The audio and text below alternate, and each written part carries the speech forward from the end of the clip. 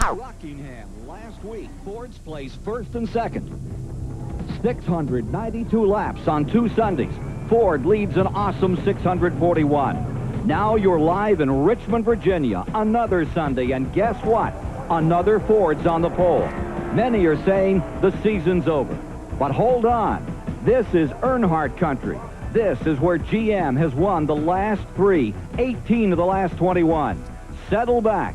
This is the one that could tell the story.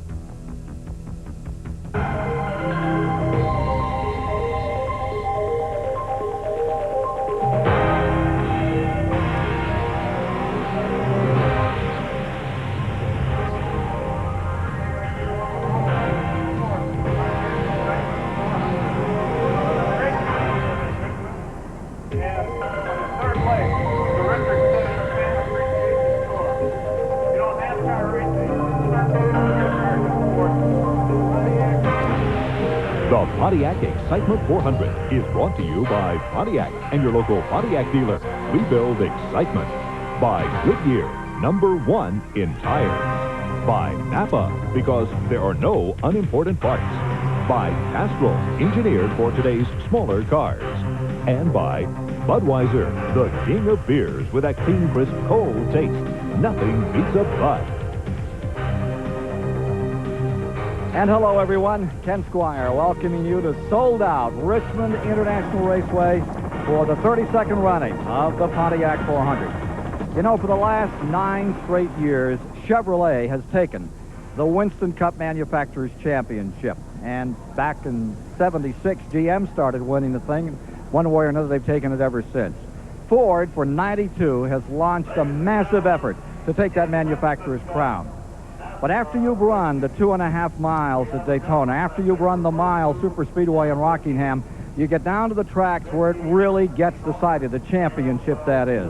The short tracks, the guts and glory of stock car racing, and Richmond, Virginia is one of its very best examples. If Ford is going to be considered a serious contender, then they have to come here to what is called Earnhardt country, Gant territory. If they are really going to prove today that they can take the manufacturer's title, this is the day they've got to show their stuff. Let's get one of the challengers out and ready with us now. Randy Pemberton is standing by. Well, I'm standing next to Bill Elliott. Of course, the runs that he had in the first 2 races of 1992 have been simply splendid.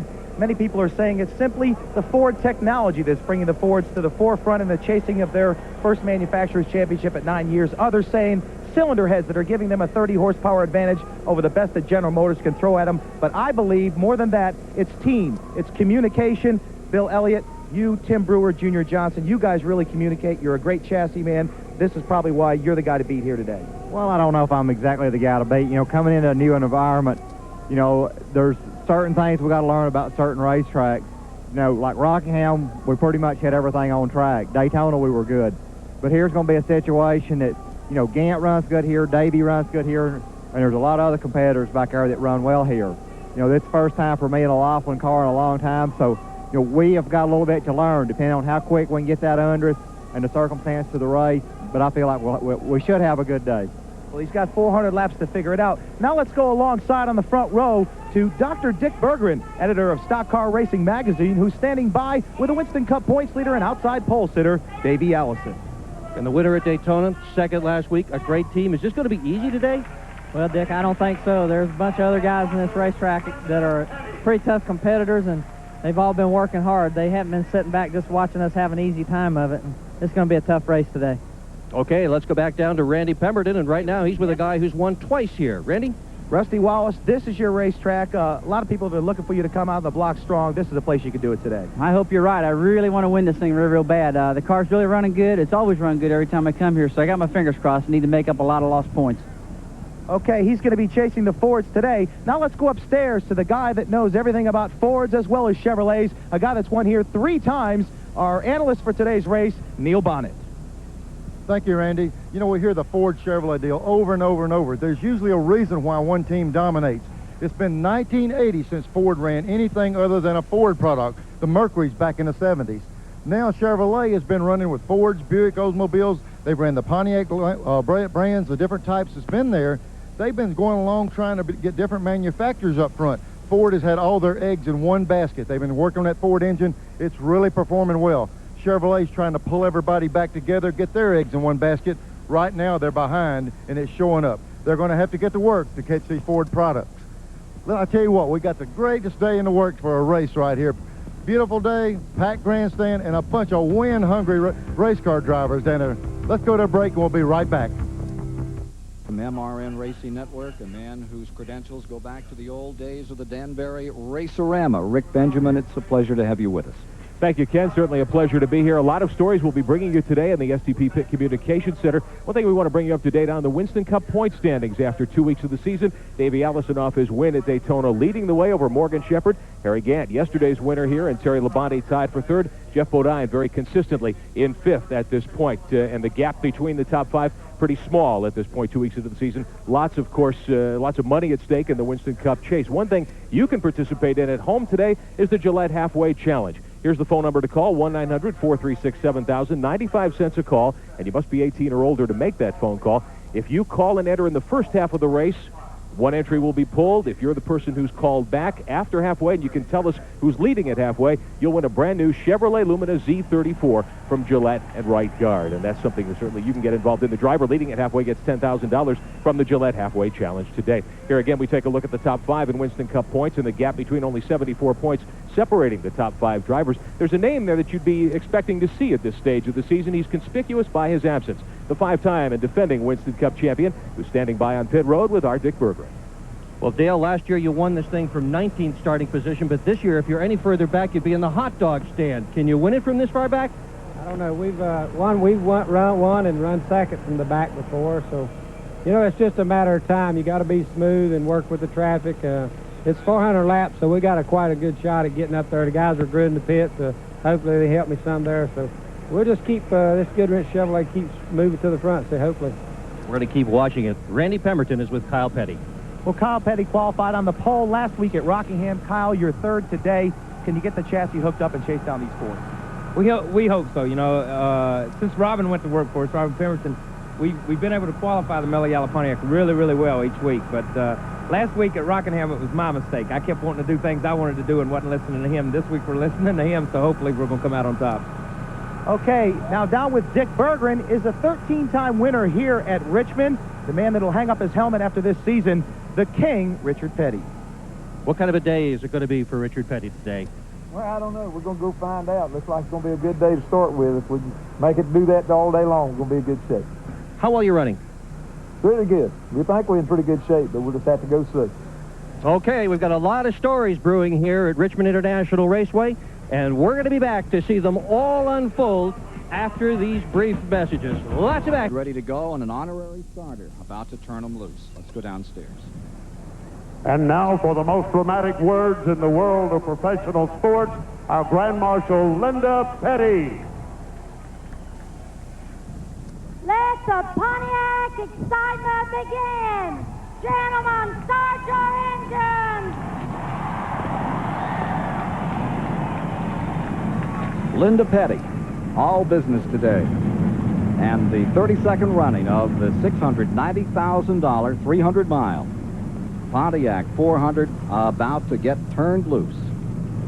Ken, I went by and talked to Dale Inman on the way up while we were talking about Richard Petty, and I said, Dale, how's the car doing? It's the first time I've seen him as enthused as he was today. He said they're really in good shape. Here you see the pictures out of first the car of Mark Martin, and now Trop Optic number 66. Chad Little will be able to chat with him, we hope, some this afternoon as the day continues. 400 laps. There's the man on the pole, Bill Elliott, settling down, going for 2 in a row after that great win when he dominated at Rockingham last week. I tell you, Junior and the guys have really hit it off well. Tim Brewer with Bill Elliott, and they're showing that there can be a force in the first few races, and I think the feeling in the garage maybe all season long.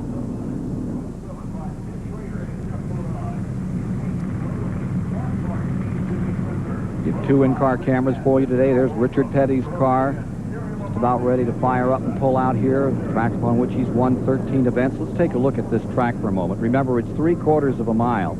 You can average 122 miles an hour around this thing. Neil, tell us a little bit about this facility, which you know so well. Ken, everybody says this is a super speedway, it's a short track. It's a combination. We see the big dog leg on the front straightaway, big bow in the front straightaway, really lets the cars get a lot of speed going down in the first turn. Front stretch is 8 degrees, back stretch 2 degrees of banking. When you get in that first turn, it's in the green area in the right side, real sweeping turn, but coming off 2, it almost cuts back in. Real tough getting off 2, back straightaway, good entry, coming off 4, real easy exit. It's easy in some places, but sure bite you in the others. It is a sold-out house. Over 60,000 people have gathered here. Been sold out for some time at Richmond International Raceway, Paul Sawyer's great facility, as we get down to race number 3 of the 1992 season. After that dynamic start at Daytona, on to Rockingham, and the issue is today, not so much Chevrolet, but can Pontiac, General Motors, finally stymie this effort. And there you get a good view of this entire facility, this 3/4-mile track, where when next we greet you in September, it will be at night. Pace car is bringing the field down off pit road. They'll be taking 4 preliminary laps, then underway. 40-mile-an-hour limit on pit road today. Let's take a look at the Valvoline starting grid for this afternoon's action. Bill Elliott's on the pole at 121.337 miles per hour, won last week. Then Davey Allison, who won at Daytona, starts right alongside. Going to row 2 is Kyle Petty, who won this race back in '86. With him comes Sterling Marlin and the other Junior Johnson Ford. For row 3, there you have Alan Kowicki, who made his debut here back in '85, and Harry Gant, who else, who won here last September and yesterday as well. Going to row 4 is Michael Waltrip, still looking for that first win. And alongside from Alabama, Hut Strickland driving for Bobby Allison. Going to row 5, you have Brett Bodine, who ran 8th last week at the Rock, and Ernie Irvin, who won the '91 Daytona 500. Further back in the field, Morgan Shepherd, currently second in the standings, and Rusty Wallace, a 2-time winner on this track. In row 7, it's Ken Schrader in the Rick Hendricks Chevy, and Jeff Bodine, the legendary Butmore car. For row 8, it's Mark Martin, winner of this event a couple of years back, and Jimmy Spencer from Pennsylvania in the Travis Carter car. Row 9 is the native from Virginia, Rick Mast, and the 6-time winner at Richmond, Darrell Waltrip. In row 10, it's Terry Labonte, currently tied for 3rd, and the '85 winner down at Daytona on the 4th, Greg Sachs. As our Valvoline lineup continues here, Dale Jarrett and Dick Trickle are in row 11. For row 12 this afternoon, it's Chad Little and Bobby Hamilton set to do battle.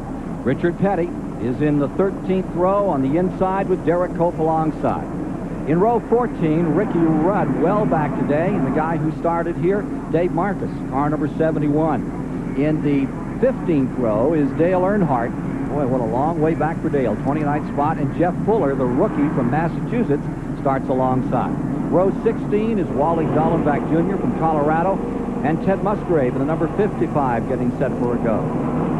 Finally, in the row 17 is Jimmy Means and Stan Smith, a couple of Alabama natives, and out back, Sergeant Charlie is all the way back in that 35th starting position. Lots back, came here years ago with Junie Donlevy, did some racing back here in the 70s. He's back today, tailgating the field in Donlevy's car number 90. You know, yesterday everybody was saying, how old is Charlie Glossbeck? Well, Red Farmer was here, and I was trying to find out from Red how old Charlie was, and he said he used to go watch him when he was a kid. Yeah, sure. Now, there's a couple of storytellers. Charlie was second here in 1968 on this track. Pace car, the Pontiac pace car, bringing the field by, and again, you're looking out of Mark Martin's car number 6.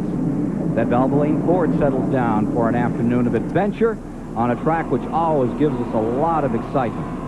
Ken, I tell you what, when this race starts, someone to really watch for is the 2 car of Rusty Wallace. Rusty in practice yesterday was a lot quicker than anyone here. If anybody's due a good day of racing, it's them. They've been off the pace, and they've got the car working very well. Also, Hut Strickland, he's the quickest Chevrolet in the field. Those 2 cars showed a lot of strength in practice yesterday afternoon.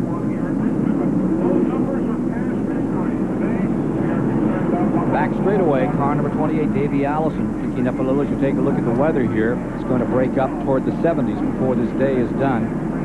Had a lot of rain the last 2 or 3, but it's settled down into a beauty.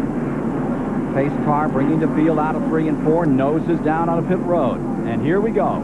32nd Annual Pontiac 400 from the Richmond International Raceway is underway. Going into the first turn, it's Elliott trying to draw away a bit. Davey Allison locks onto the rear bumper. Kyle Petty staying in third. In the back straightaway and up into number 3. First time around, coming to full speed. Alan Kowicki getting down on the inside of Sterling Marlin. They stack them 3 wide. They come down that main straightaway with Harry Gant on the bottom trying to make a move and getting shut off right there. There you see Hutch Strickland in the 12 and the 30 of Michael Waltrip. Out in front. As we come around to complete lap number 2, you have Bill Elliott in the lead, Davey Allison in second, Kyle Petty is in third. Maintaining fourth and drawing away from that 5th place car is Sterling Marlin. Then Kowicki is in the 5th spot. Harry Gant is back in 6th. Strickland striding right along in 7th, followed by Michael Waltrip in 8th. And Brett Bodine is in 9th. Good start for 35 cars. Nearly $700,000. Incredible payoff for a short track. Harry Gant in the 33, down on the inside, going to 1.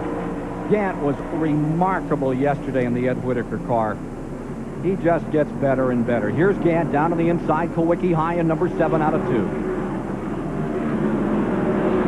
And Harry Gant's on his way. Picking up a spot. This for 5th. And here comes Hutch Strickland with him. Alan Kowicki's Ford getting a bit high. And Harry Gant with the Oldsmobile noses down to the bottom. Look at Hutch Strickland hanging on to the bottom of that racetrack. And Strickland in number 12 is taking the spot. And Michael Waltrip, who was within 8 laps of a 2nd place finish at Daytona, and that car number 30, he's looking good in the early going. Here's your leader. It's Elliott out in front with Davey Allison in 2nd. Again, this is not super speedway racing where you see a guy get hung out in the aerodynamic loss. This is a positioning loss. Once you get on the outside line, they take that preferred lane away from you, and it's hard to get back in line. And Alan Kowicki's having to fight for everything he gets. Averaging 118 miles an hour. It's Bill Elliott from Dawsonville, Georgia, out in front from the Alabama gang. Davey Allison in 2nd, and Kyle Petty looking a very strong 3rd in that Pontiac for the moment.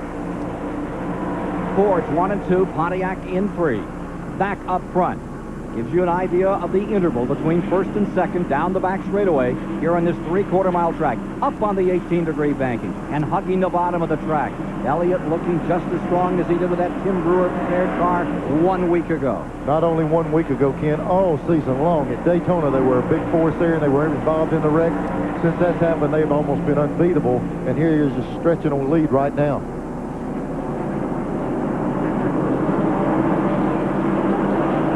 Battle beginning to develop a little further back. You see it developing for 3rd spot. That is Sterling Marlin closing in on number 42, Kyle Petty. Struggle for 3rd. Take a look at Harry Gant here, running in 5th spot in car number 33. Hutch Strickland has moved around and has now lost about a 2nd to him there. Ken, while we're watching Harry Gant here, even though he's in that position there, he's running faster than the leader right now. He's the only guy on the racetrack running faster laps than Bill Elliott. Davey Allison was asked, do you think that the driving style of Harry Gant is unique? No, I just do what I have to do to pace somebody, you know. I'll watch them maybe if they're, you know, like pacing cars. Some cars, but the back-to-back's easy. If you get up into that top 10, then it gets harder. Then you got quicker cars, so you got to watch them maybe a lap and see what the best thing to do to beat them, and I try to do what it takes to get under them. Harry Gant maintaining the 5th spot in car number 33 at the moment. Winner here yesterday is Elliott, stays up in front. Davey Allison is in 2nd. Back in 10th spot right now is Rusty Wallace. Let's see what he'll do before this day is done. Miles south of Washington, D.C. The city offers a wealth of culture and historical attractions along with first-class entertainment. Battles have been a big part of Richmond's history. This year, the city of Richmond, along with the Colonial Athletic Association, will host another battle of sorts. The CAA will salute 100 years of basketball with its annual conference tournament, Super Hoops 3 at the Richmond Coliseum. East Carolina, George Mason, UNC Wilmington, Richmond, James Madison, American, William & Mary, and Old Dominion universities will all be competing to reach the Richmond Colonial Basketball Finals on Monday, March the 9th. The past 2 years, the University of Richmond has come away victorious. The tournament winner gets an automatic bid to the NCAA basketball tournament. Make sure you watch the CAA's championship game on Home Team Sports. That's coming up Monday, March the 9th, 7:30. Going to be a battle right to the end.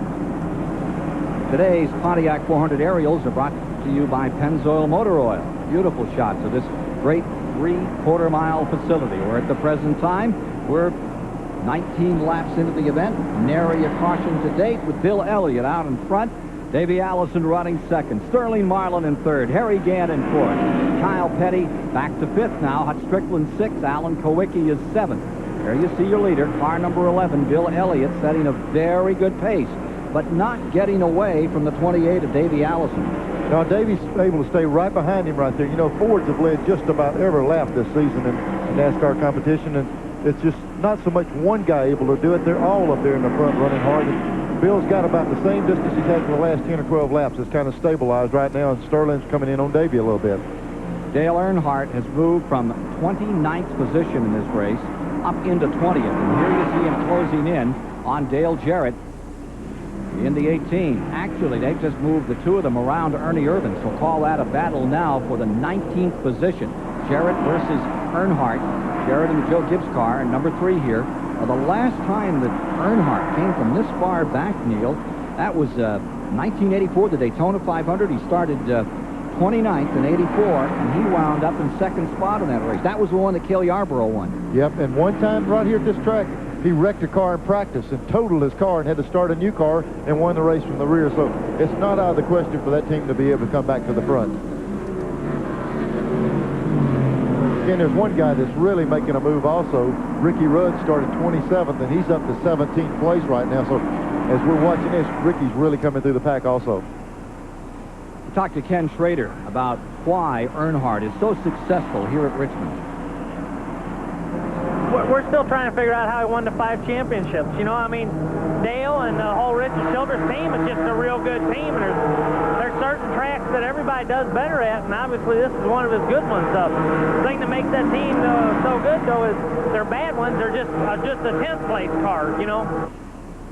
There he is, and he's now battling, as you see, Ken Schrader in the 25 car. He is in 14th position, and you see right behind him, Jeff Bodine, now carrying the number 15 colors, making a move on Schrader.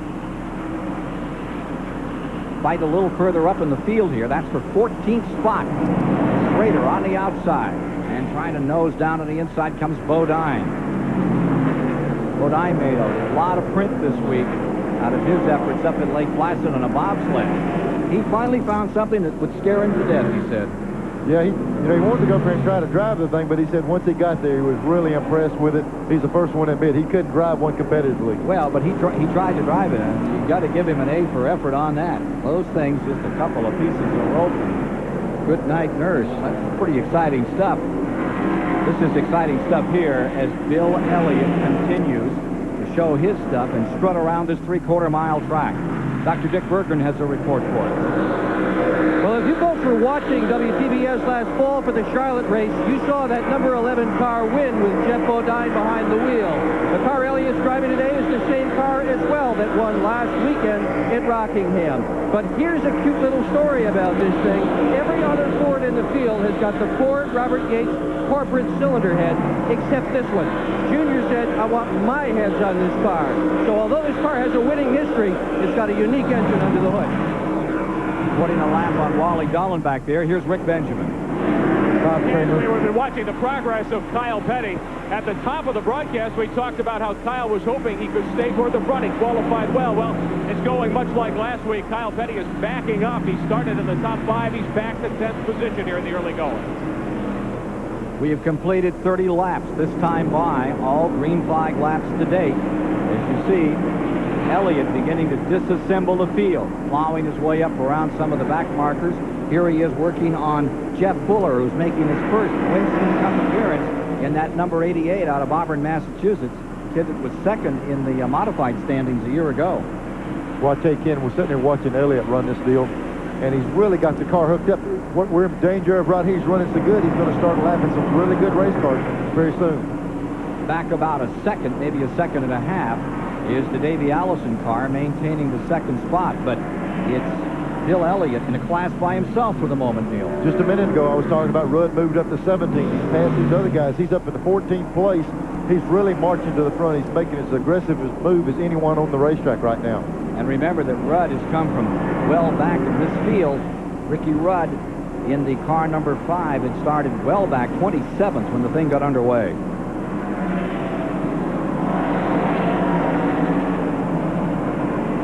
Getting 32 laps notched here already, and seeing Elliott just drawing away and trying to make this race look like Rockingham a week ago, where he took Dale Earnhardt's title, Dominator. You know, Stayed with it. There's Mark Martin. We're looking out of his car. There's Dale Jarrett right in front of him. Dale was running good the first race, but he's slipping just a little bit now. We can see it. From Mark Martin's car, let's take a look at the telemetry here and see what he pulls up for RPM. Him coming down in the corner. He's coming off the corner now. Down the main straightaway. Back to what, 7,800? Gets it right up to about $8,000 there for a moment before he touches it off into turn 1. I think I saw about 8,300 for just a minute. People wonder what kind of RPM we turn these cars. They don't turn that big RPM, but just for a split second, watch, you'll see a big number all of a sudden, it'll disappear. See, the front straightaway just turned 7,300 then, so it changed. Excuse me, that was the back straightaway, 7,300. Well, and who says these short tracks aren't quick? You see that thing flash up to 131 miles an hour? There's 8,200 again going down in the first turn. There's about 200 RPM difference in the front and the back straightaway, and it's showing up right here. Yes, I just talked to Steve Neal talking about Mark Martin's car. They said he's just a little bit loose. They're going to try and jack around a wedge in the car, tighten it up for him on the next pit stop. He's running back in 20th position as you watch these pictures. Interesting stuff out of Mark Martin's car number 6 in Roush Racing. And there you see old Mark doing his trick. I'm sure right here they're telling Mark that Bill Elliott is less than a half a straightaway behind him. When you've got a car that's a little ill handling like Mark is, you just can't go any harder. You'll start going slower laps. So he's got to pace himself, hope for a caution, and not let Bill Elliott lap him. Trying to check out early here, Bill Elliott with the advantage over Davey Allison and the field. And he's putting it on everybody at this point. Just moves around the number 55 of Ted Musgrave. Ted had a great race down at Daytona. Nice guy and a good team. That's that Jasper team. You know, Ken, just a little bit early, Randy was talking about the heads on that General Junior Johnson. He developed a set of heads, and his is working very well for that car. Ernie Urban here, number 4, is fading. He started 10th. As you look here, he's back in 22nd position and about to fall into the jaws of some others that want a shot at him here. The 8 car pulling up, Dick Trickle on him. He's only 3 seconds from being lapped at this point. And there goes Trickle, looking for a shot, and off his feed today, the Morgan McClure car with Ernie Urban at the controls, number 4. Ken, we're seeing some of the Chevrolet cars that usually are the front-running race cars. I'm not so sure that a lot of this pressure and this dominance by Ford is making some of your established, well, front-running Chevrolets do things they normally don't do. When you're running up front, you don't change things. Taking too many chances? They're having to try things that normally they wouldn't do to try to close that gap. Sometimes you make those chances, you back up instead of going forward. Well, you see Richard Petty out here. Hey, how about this? Richard Petty is leading Dale Earnhardt in the point standings. He's tied for 11th. Your buddy Earnhardt's back at 13th. Well, I tell you, Richard Petty, this is his last year, and I'm sure everybody here would like to see him win some races and be right there in the points battle. And here comes the number 10 into the picture, right behind Richard Petty. You see the 10 of Derek Cope, and Barry Dotson is again the crew chief on that number 10 here today. Yeah, Barry and them are trying to put their team back together, and while they're working on that, he's working with some of these other cars. Very knowledgeable with these chassis, and he's an asset to any team that he goes to. Richard Petty moving up for 21st spot, dropping back to number 4. Looking pretty good now. He's had 2 16th place finishes back-to-back. Take a look at this as Kyle Petty is on the outside. And old DW, number 17, down on the bottom. Ken, I'll tell you, just like with Kyle Petty's situation, it makes you start questioning. You can run such a fast qualifying lap, you can't get that reliability for the race, and I'm sure they're scratching their heads now. Battle for 10th right there. Into 10th is Waltrip. In 11th is Kyle Petty, number 42, and that's Michael Waltrip, who had that sensational run at Daytona. I got to tell you, I thought one of the classiest things we saw in Daytona was was Chuck Ryder after their car with 8 laps to go, looking for a top 3 finish. He was a real contender, blew up. Yeah, that's a class act, that number 30 team.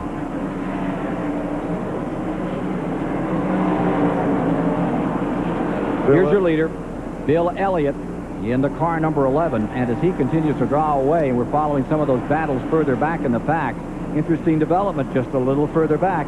Sterling Marlin is on the march. He's pulling around at number 22, and he has Davey Allison. As they come off that back straightaway, take a look at this. Car number 22, Sterling Marlin, goes into second place. Interval first to second. This is Elliott back to Marlin now. Is 2 8/10 seconds, Neil. And hey, we're only 44 laps into this thing. I'll tell you what, it's crazy to see somebody be able to come up with something so strong. Here's the 22 car moving the inside of a lap car. Sterling's car is just like the one of Elliott's. They've got the same motor combination, and now he's coming to the front. Greg Saxon, number 41, gets pinned against the wall, and down to the inside comes the number 22, moving it on Chad Little in the Trop Arctic, number 66. The 22 of Sterling Marlin, still looking for that first win. He seems star-crossed in Winston Cup racing. So close, 5 times, yet never a checker. And Junior sure put a lot of confidence in Sterling and giving him good race cars. And on any given day, they can win a race. They just haven't had the right things happen, and they will win. All green flag to date. 46 laps of it here, as Bill Elliott is showing the strength, the power, the might of that Junior Johnson Racing team. One car in trouble, coming out of 4, is number 18. He's sliding, picking it back up, but Dale Jarrett seems to have lost the handle a little on that Gibbs car. Completely sideways up off 4. When you do that, you pay the price for several laps. It'll take him a while and get it cooled back down where he can run with it. Rick Mast is in 23rd spot. He's about to be overtaken and put down a lap by the leader, Bill Elliott, scorching this track, averaging 118 miles per hour. Ernie Irvin's just gone a lap down. Yeah, Bill just went around him, and that's one of the strong GM products, just went a lap down.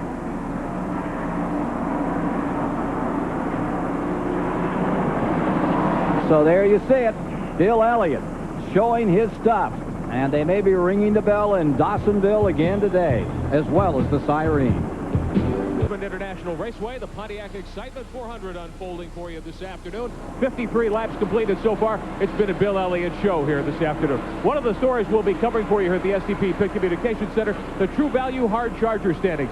True Value Hardware posts a special $1,500 in award money to the driver who leads the most laps. The top 5 score points, looking toward a season bonus of $50,000 in the Hard Charger standings. Here's where we are for the season to date. Davey Allison over Bill Elliott and Morgan Shepherd. Harry Gann and Sterling Marlin, your top 5. But, gentlemen, today, the way things are going, Bill Elliott may add substantially to his lead in these Hard Charger standings.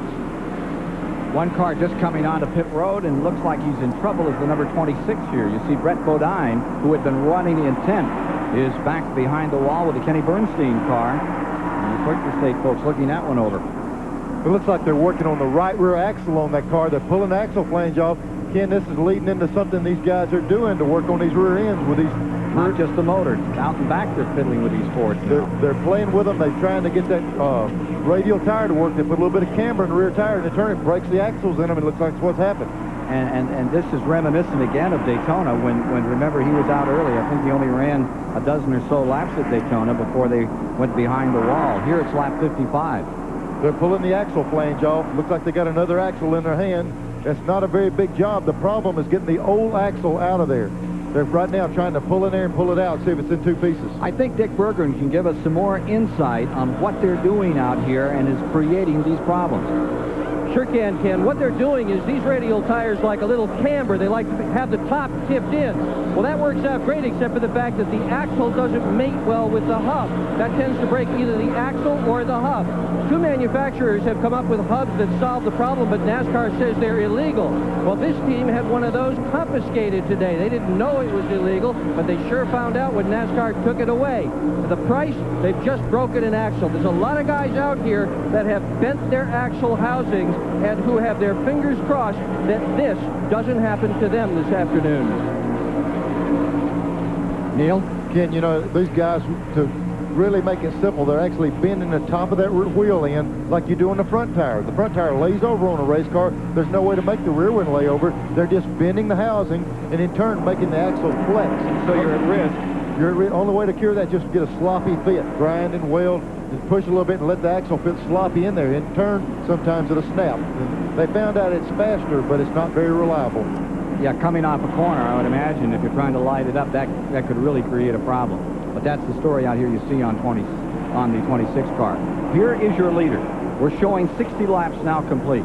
This is Elliott, once again, destroying, disseminating the field. He's well out in front, but there's a new man in second place. That is the 22, Sterling Marlin, who got by Davey Allison about 15, 20 laps back, and he's closed in. It was at 2.8. Now it's about 2.5 seconds back to this number 22. Then you see Rick Mast running a lap down at this point in second spot. Who's in third? How about number 12, Hut Strickland is in third. Here he is. He has moved around his cousin, so to speak. And so, for that matter, has the number 7, Alan Kowicki, has moved to fourth. That means that the man that started outside of the front row, Davey Allison, has fallen back into the clutches of fifth spot and Harry Gant. Here you see them. Gant closing in on Davey Allison. Ken, Randy Pemberton's down in the pits, and he has some more to add to it about the problem with the rear ends. Randy? Well, on top of the rear ends, a lot of these cars are having trouble with the tires spinning coming off the corners. But believe it or not, I'm sitting in the 28 pits. They have 8 brand new sets of tires sitting here. I talked to the tire man before the race on this car, and they were concerned about the right front tire. This is a Martinsville construction with a softer compound, and they were talking about tearing the right front edge on this tire during the race. And at 60 laps in, no one has run this far in practice sessions, 60 laps on a set of tires. Well, I tell you, that's a bad feeling, too, to be out there not knowing the limit, how far you can go. What dictates a pit stop on these cars is fuel mileage. They'll go 100 or so miles, and you just hope the other parts of the car will make it. And when it gets to the point to where the tire is the first thing you have to change, the only way you find out, you run until something happens. Find out we may very shortly as we get up towards 70 laps, 65 now complete. And here's Elliott lapping the 20th car. That is number 68, Bobby Hamilton, now going 1 lap down. It has been flawlessly driven by all these great Winston Cup stars today. Elliott continues to command, dominate this race. Let's take a look at the telemetry as we follow this story. Look what's happening here in Mark Martin's Valvoline car number 6. They're showing the car in 4th gear, which you never shift except on restarts. We saw it go up into the... Well, see, if you notice now, Mark just got lapped. He's not turning the kind of RPM he turned when we saw him just a few laps ago. He's looking at, we'll see 75, 7,600, almost 8. We were looking at 8,200 a while ago. The car's off the pace a little bit. He can't hold the throttle down as long as he did before, and he's starting to lose ground. He just got lapped a few laps ago by Bill Elliott, but he's still seeing pretty good mile per hour numbers, but the motor, he can't hold the throttle down as long as he needs to. Elliott is doing it all. He's his own rabbit, and he's his own hound out here today. He's leading this field, he's drawing away, and he's chasing the rest of the field right off the racetrack. Well, Junior Johnson's known to have some pretty good coon dogs. It looks like he's got a hound dog that's running today. I was about to say, let's hope they're not barking at the wrong tree, but I'll disregard that. I'm sorry. Thank you. Elliott first, Marlin second, Hut Strickland third, Alan Kowicki in fourth. And look at this number 11 fly. Again, if you're just joining us, we're at Richmond International Raceway. It has been sold out for weeks. And right now, watching a command performance by Bill Elliott, who's flogging this car number 11, and no matter how hard he runs it, it just seems to stay with him. One thing that you can get involved in today at home, of course, is the Gillette Halfway Challenge. Give us a call now, 95 cents a call. It's a 1-900 number, 436-7000. You must be 18 to call. After halfway, one of our viewers will be selected. You'll be called back. If you can tell us the driver who is leading at halfway, you will win a Chevrolet Lumina Z34, a brand new car. The driver who leads at halfway wins $10,000 in the Gillette Halfway Challenge. So far, gentlemen, Davey Allison has won 2 of those Halfway Challenge prizes this year, but at the moment, he doesn't seem to be in contention. I'll tell you what, Bill Elliott stands a good chance of leading this thing himself if it keeps going green like it is. As they run green, he continues to pull away. It's going to take a caution or some pit stop for these other guys to correct their cars. Neil, take a look at this battle going on. This is 10th position. And there you see Ricky Rudd in the number 5, and right behind him in 11th spot, DW, car number 17, Darrell Waltrip. Rudd, who won here in '84. Remember that Bud Moore ride only 2 weeks after that big crash down there in the Busch Clash at Daytona? You were in that show, weren't you? Ken, I won the Busch Clash that day, and I remember looking in the mirror, and I saw that thing end over end. I came back around, and I saw Rudd's car laying there, and I said, man, that, just gives you a terrible feeling. And then the next terrible feeling was he kicked our tails up here at Richmond 2 weeks later, so I had 2 bad feelings in a row. Here's Waltrip working on Rudd in the number 5 car. His old ride. His old mate, Waddell Wilson. He now with Jeff Hammond. Darrell Waltrip in the 17, looking very good here at this point. I walked through the garage this morning. Darrell was propped back leaning against the wall, talking to Lenny Pond, who I hadn't seen in a long time. And I said, how's it going, Darrell? And he kind of gave that old wink. He said, we're ready. So he feels like he's really got the car in good shape for today. So much fun to come to Virginia and see some of the greats like Lenny Pond. His 2 sons are racing now. They had a little short track sportsman car they've been running this past year. And Lenny's here watching today. He certainly gave us some great moments in Winston Cup racing for a long time. In fact, he beat Waltrip out for Rookie of the Year back in the early 70s. He's here today, Lenny Pond. Taking a look at this battle, it continues. Further back in the field, you're following the fight for 10th spot. Ricky Rudd and Darrell Waltrip right in him. And remember this, just behind them, from 29th position, is the car number 3, Earnhardt, beginning to knock on the door. And you don't ever want to bet against that number 3, do you? It just, at times they'll get way behind and you'll say, well, they're out of it. They might be out of it, but they're still struggling to get back to the front. He's got it working a little bit better.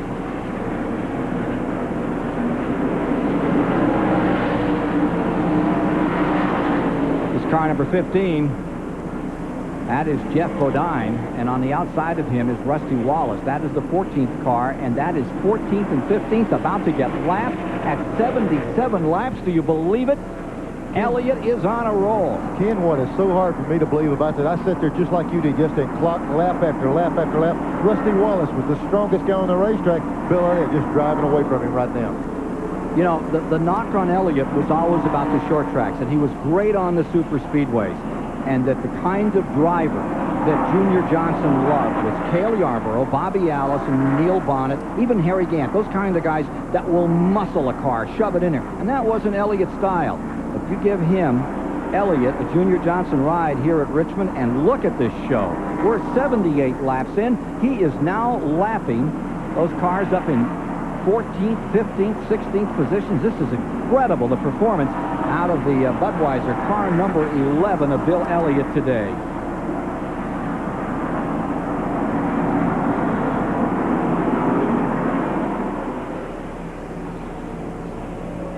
Hey, race fans, Budweiser asks, who won? February 23rd, 1986, Richmond, Virginia. With 3 laps to go, it comes down to a duel between Dale Earnhardt and Darrell Waltrip. Darrell had hid in the back of the pack most of the day. He made his move on the backstretch, and it looked like the race would be his, but was it? Here's a list to help you jog your memory. Darrell made his pass. He and Earnhardt tangled in turn 3. The melee took out the top 4 cars. Kyle Petty, who was running 5th, suddenly found himself in 1st place. He followed the pace car home for his first career Winston Cup win. Who Won is brought to you by Budweiser, the king of beers with that clean, crisp, cold taste. Nothing beats a Bud. Welcome back to Richmond, Virginia, Richmond International Raceway. We are 85 laps into the Pontiac Excitement 400, and we're in the STP Pit Communication Center to take a look at the top 5 in the standings as we've described. Bill Elliott just wearing out the field today from the pole. Sterling Marlin, Hut Strickland, Alan Gowicki, and Davey Ellison trying to keep him in sight. A question for Neil Bonnet. Neil, when you've got a car as strong as Bill Elliott is today, do you think he's pushing too hard? Should he be a little more conservative at this stage of the race? Rick, if it was anyone other than Bill Elliott, I'd question that thought too. But Bill is the type driver that doesn't really abuse his equipment. Sometimes when a car is working as well as Elliott's is, he's running the easiest lap on the racetrack. He's not spinning the wheels, the motor's working good. He's probably putting out less effort than the guys trying to keep from getting lapped. So Bill's the type guy that really takes care of equipment, and he's just driving away from him. He sure is. He's driving right around Ken Schrader to lap the 14th place car. This is on lap 88. You see Schrader in the 25 up on the high side, and here is Elliott continuing to make mincemeat out of this Winston Cup field. Now, among the cars that he has lapped of recent, he has lapped Jimmy Spencer just moments ago, and he has lapped Jeff Bodine, and he's lapped the guy who qualified third and we were just talking about, Kyle Petty. Kyle Petty has fallen under the power of Junior Johnson's number 11. Here's Dick Bergman. And I'm with Tim Brewer. He's crew chief for Bill Elliott. Tim, is he pushing that thing too hard, too soon? I couldn't hear the question. Is he pushing too hard, too soon? No. He's just riding right now. Just Don't tell me there's still more in that thing. Well, I don't know. I hadn't talked to him. He's just riding the thing around right now, putting laps on the board. Sterling, he looks like he's in pretty good shape. Some of the other guys, too early to tell yet, Dick. This is just like watching in your living room. There is no excitement in this pit, no emotion. They're all just standing around with one foot on pit wall, calmly watching their car decimate the field.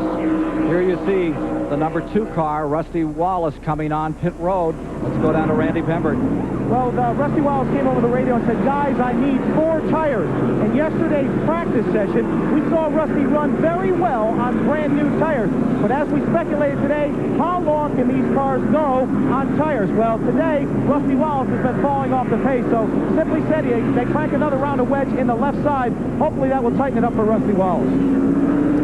Well, I'm sure right now they're ready to try anything because he was so quick yesterday. I'm sure they're shocked that the car fell off this bad. And 4 tires will certainly help him for a while, but it's not going to cure it unless he came in and he was else. running to 19th. Look at this battle, Neil, for second position. There is car number 12. Strickland down on the inside, blasting underneath Sterling Marlin, taking over in second spot. And falling back is Alan Kowicki. He is now in that 4th position. It's Hut Strickland in car number 12, who is on the roll. Hut Strickland pulling up in that Chevrolet and taking over in second position. Ken, I was going through the garage this morning. I walked over and talked to Bobby Allison. And I said, Bobby, how's things going? He said, let me tell you, man, we got the fastest Chevrolet here. The car's really running good, and they're looking for a good day, and it's happening right now. You know that Bobby Allison's a car owner. He's won here at Richmond. As a car owner? Yeah, back in '74. He was driving his own car. And I should know that. I worked on that car. Yeah, he ended Richard's 7-race winning streak here. Good old days. Remember that? Wasn't that number 2 car? Yeah, but at that time, I worked on them at the garage, and they'd load them up and leave home, and they'd go race, and I'd see them when they come back all bent up. So I didn't get to make all the trips. That was number 12. That was the number 12. And remember, it won its first race up in Oxford, Maine. We had those little shops right there by Bobby's house. He cranked them out, and he was jumping on the factory guys. Everybody was laughing, but he was able to wipe the smile off their face a couple of times. Well, here's Hut Strickland trying to wipe some smiles off some Ford faces today as he rolls that number 12 up into second. And I believe he's closing in. That interval has shrunk some between first and second position. We'll check it back for you as they come around here. Ken, this might be some of the writing on the wall, but Strickland is running a different type of cylinder head. He's running some of the new Chevrolet heads. This Ford is making these guys try some different things. You've got to close that gap. Just like Elliott sitting there driving away, that car of Strickland is trying a little bit different cylinder head.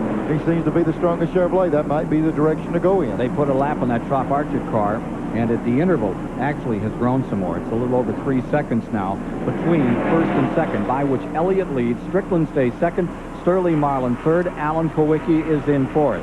Bill Elliott dominating here. Is there anything tough about this track for Bill Elliott? You know, every now and then you get kind of caught off guard because going into turn, you know, coming off turn 2 is always a place you got to pinch the car down, and going into turn 3 because you have to make such an abrupt turn, and you got to sweep the corner coming out. So, you know, but if your car's hooked up, it's regardless of what the track does, you know, you can pretty much handle the circumstances. Let's go to Randy Pemberton. Well, Kenny Schrader, the latest casualty to Bill Elliott's speed out here on the track, is in. 4 tires Kenny wanted. Oh, we got a blown engine on the front stretch. Jimmy Means. Smoker and caution for the first time today. That's at lap 99. Just as we come to lap 100, Jimmy Means erupts in smoke. Glotzback going by him on the inside. And Jimmy Means out of Alabama, car number 52. I understand the Statler brothers are somehow involved in that sponsorship, or else they own the building or something, that sponsor on the side of that car. Boy, I hope they're involved some way. Jimmy Means is a hard racer, and he's down to the point to where he doesn't have many more races he can run without some help. I'm glad to see some good sponsorship for him. Pace car has the field in tow. Remember, it's 40 miles an hour on pit road here today. We've now completed 1/4 of the distance in this 300-mile, 400-lap race. And we will be back with more from Richmond International Raceway and the Pontiac Excitement 400 after this. It started out as a little half-mile track. And my, how it has grown. 3/4 of a mile, 60,000 people. In its day, when it first was created, this was the old Strawberry Hill Raceway. Richard Petty said they must have harvested the crop just before we raced on it that first time. Man, it was rough. Pennzoil aerial team today. Billy Bates giving us these great pictures of Richmond International Raceway. If you've never been here, come in September and see that night race. It's going to be a dandy. You know, they're going to add another 8,000 seats to this place down in turns 1 and 2 by the time we come back in September. I bet you they're already sold, because every time they build seats, there's already people ready to sit in. You know, Petty was talking about how rough this racetrack was. I wonder if everybody's talking about how rough he's been on the competition. I think he's won 13 races at this place. 13 races he's won out here. He stayed out. He's been trying to make up a lap here. He's right behind the pace car at this time. And as we get ready to restart, we'll be at lap 102 when they come by, 103 when they come by this time. Elliott secures that lead another time. Hutch Strickland is in second, but Harry Gant is in third. Boy, saved by that caution flag. With, you know, it's a shame to see something like Jimmy Means had a problem, but about 4 or 5 of the other guys were right on the verge of being lapped. Earnhardt was 4.2 seconds. Trickle was the next car. When that caution came out, it saved several of these guys going a lap down. From the Valvoline in-car camera of Mark Martin in number 6. And that car has been off its speed today. Well back in the standings, about 21st at this moment, getting ready for the restart. Give you some pictures of how it goes around this 3/4 mile track. And now we're with Chad Little's car, number 66. Chad, can you spend a moment with us, Chad Little? Yeah, sure, Ken. I think we're going green this lap, but the car's just been tight on me coming out. It goes in good. It starts to turn in the middle, but then it gets real tight coming out of the corners. And so I just got to kind of baby the throttle coming out, and that's what these guys are getting me right now. But we'll keep working on it. Hopefully we'll have a good day by the time it's over. They're going to turn another lap under caution before they turn you loose out there today, Chad. Did you just miss on the setup? Is this track changed after all this weather? What's the story? Well, you know, Richmond's kind of notorious for being a tight racetrack, and we thought we had it loosened up at the last practice session, but obviously we just kind of misguessed it a little bit. Hopefully we'll be able to fix it during the race with the little changes we can make during the caution. Well, hopefully we can talk to you a bit later this afternoon. Thanks so much, Chad Little, and the Phillips 66 Trop Arctic automobile. Chad Little, so easy to miss on a short track. I mean, there's just no forgive on this thing. When you're talking to Chad and he says he's got a little bit of push, he's not talking about something you can't turn the rear wheels, you know, the front wheels just keep sliding. He's talking about he can't use the throttle as he wants to. Just a little bit off, you pay a big price. Ready for a restart. Pace car coming in. We'll get a green at lap 106. The lineup has Elliott, Strickland, Gant, Davey Allison, Sterling Marlin, Alan Kowicki, Michael Waltrip, Ricky Rudd lined up on the outside. Rounding out the top 10. Earnhardt is in tonight. Darrell Waltrip is the 10th man as they get that green and go for it another time here at Richmond. Hut Strickland had to work a lot of traffic to get into second position. He's right behind Bill Elliott. Now let's see if Hut has anything for Bill. First caution of the day. Just being completed after Jimmy Means blew an engine from lap 101 to 106 under caution.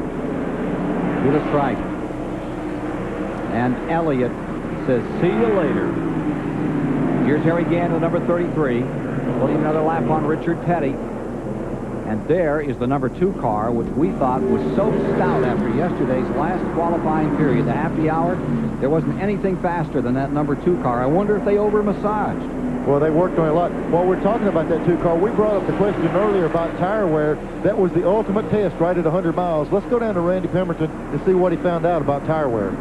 I talked to Todd Parrott. He's the engineer on these tires down here in the pits. He said there are absolutely no blisters. There are no markings of any sort that would cause them of concern. Rusty said the car is simply loose. The tires are fine. Take a look at number 22 here, just skirting down to the inside. And here's Gant and then 33, also making his move for second spot. Harry Gant on the bottom. Mr. September coming out here as the March Hare in car number 33 and getting around Hut Strickland in the 12.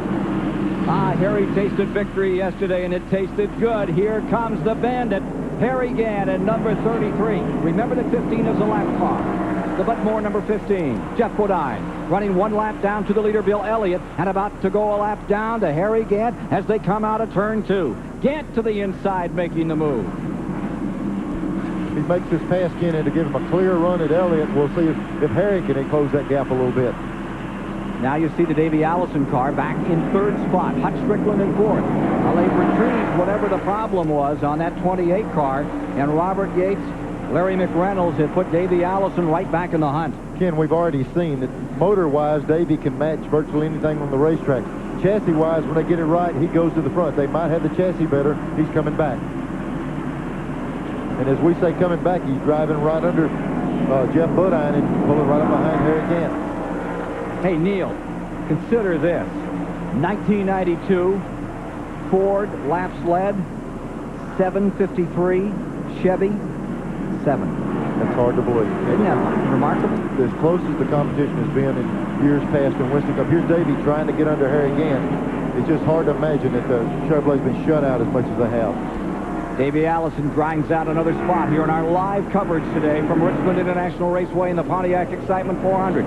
Harry Gant stays right in there, but now he's looking up from third spot. He'd come to second. Falls back one. Elliott's still in front. Allison now second. Gant is in third. Sterling Marlin is in fourth, and Hutch Strickland is in fifth.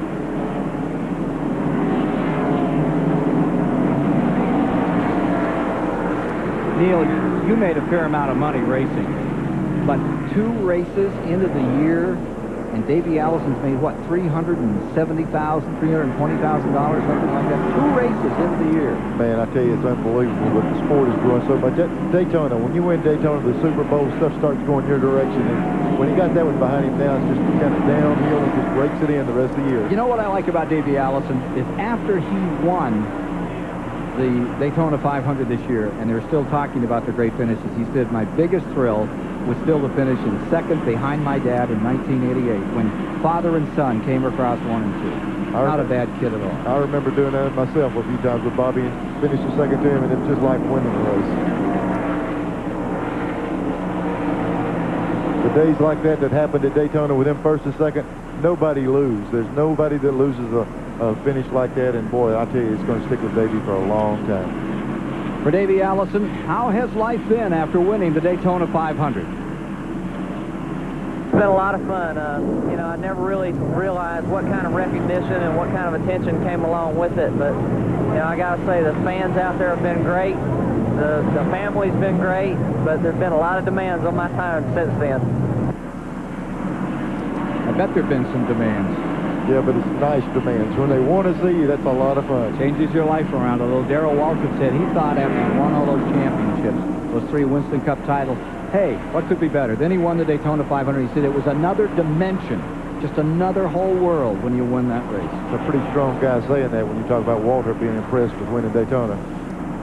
Well, that was back a few. Right now it's 92, and here's the story. It's Fords trying to pace themselves out in front, first and second.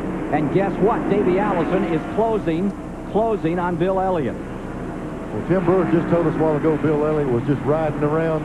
Davey's going to make him see how much he wants to ride and how much he wants to race because he's closing it up. The iron fist grip that Elliott has had on this race may be getting just a little shaky now. Here comes Davey. He's got a better line on the bottom out of 3 and 4. If you take a look at the standings, the Napa standings after 110 laps. Excuse me, Dean. That's fine, Ken. We were just talking before about Davey's car running, but getting the handle back on it. He's in the bottom of the racetrack. He couldn't do that earlier. Now he's in the bottom, and he's able to make up some ground on Bill. Going down this corner, Bill's been sliding out. Davey's been sticking it down on the bottom and staying there. There he is, right in the bottom of the racetrack. For first place, back to the line. This at lap 121. There's nothing like the thunder of Winston Cup cars, and what a grand battle. Davey Allison from Alabama and Georgia's pride, the great Bill Elliott, going at it here at Richmond this afternoon. Here's Allison nipping along on the bottom of the track, just getting a look at that lead, and back comes Elliott another time.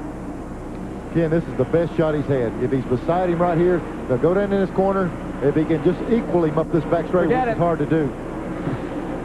Old Gentle Bill is on the outside, working just as well out there as Davey does on the inside. And they have a lot of empty space in front of them. It is a straightaway to the next car. Elliott again showing the strength of the Junior Johnson car on the outside. Back again comes Davey. This is where everybody says, why do you race this hard early in a race? Because these are two racers. You can't tell these guys just to sit back and ride. One of the other guys thinks they can lead, and they're not going to give it up. Bonus points here, folks. Bonus points for leading a lap. Back to the line they come. Squeezing him up a little is Davey Allison. Does not intimidate Bill Elliott. Allison's added those 5 bonus points for getting that lead. And here goes Elliott right back on the outside, and he draws away in this incredible duel. They better look over their shoulder. When they start doing this, Harry Gant is probably the happiest guy in town. He says, race side by side. I'm coming. Harry's closing in on him. He's pulling for Davey, then he's pulling for Bill. He just wants them to mix it up. He's on the way. There you see the 2 leaders, and how far back is Harry Gant? There's the number 33, and there you'll see the interval. There's the second place car, and just in front of him, Bill Elliott. That's the picture. That's the story of the race at lap 125. Elliott first, Ford. Allison, Ford second. Gant, Oldsmobile third. Sterling Marlin, Ford fourth.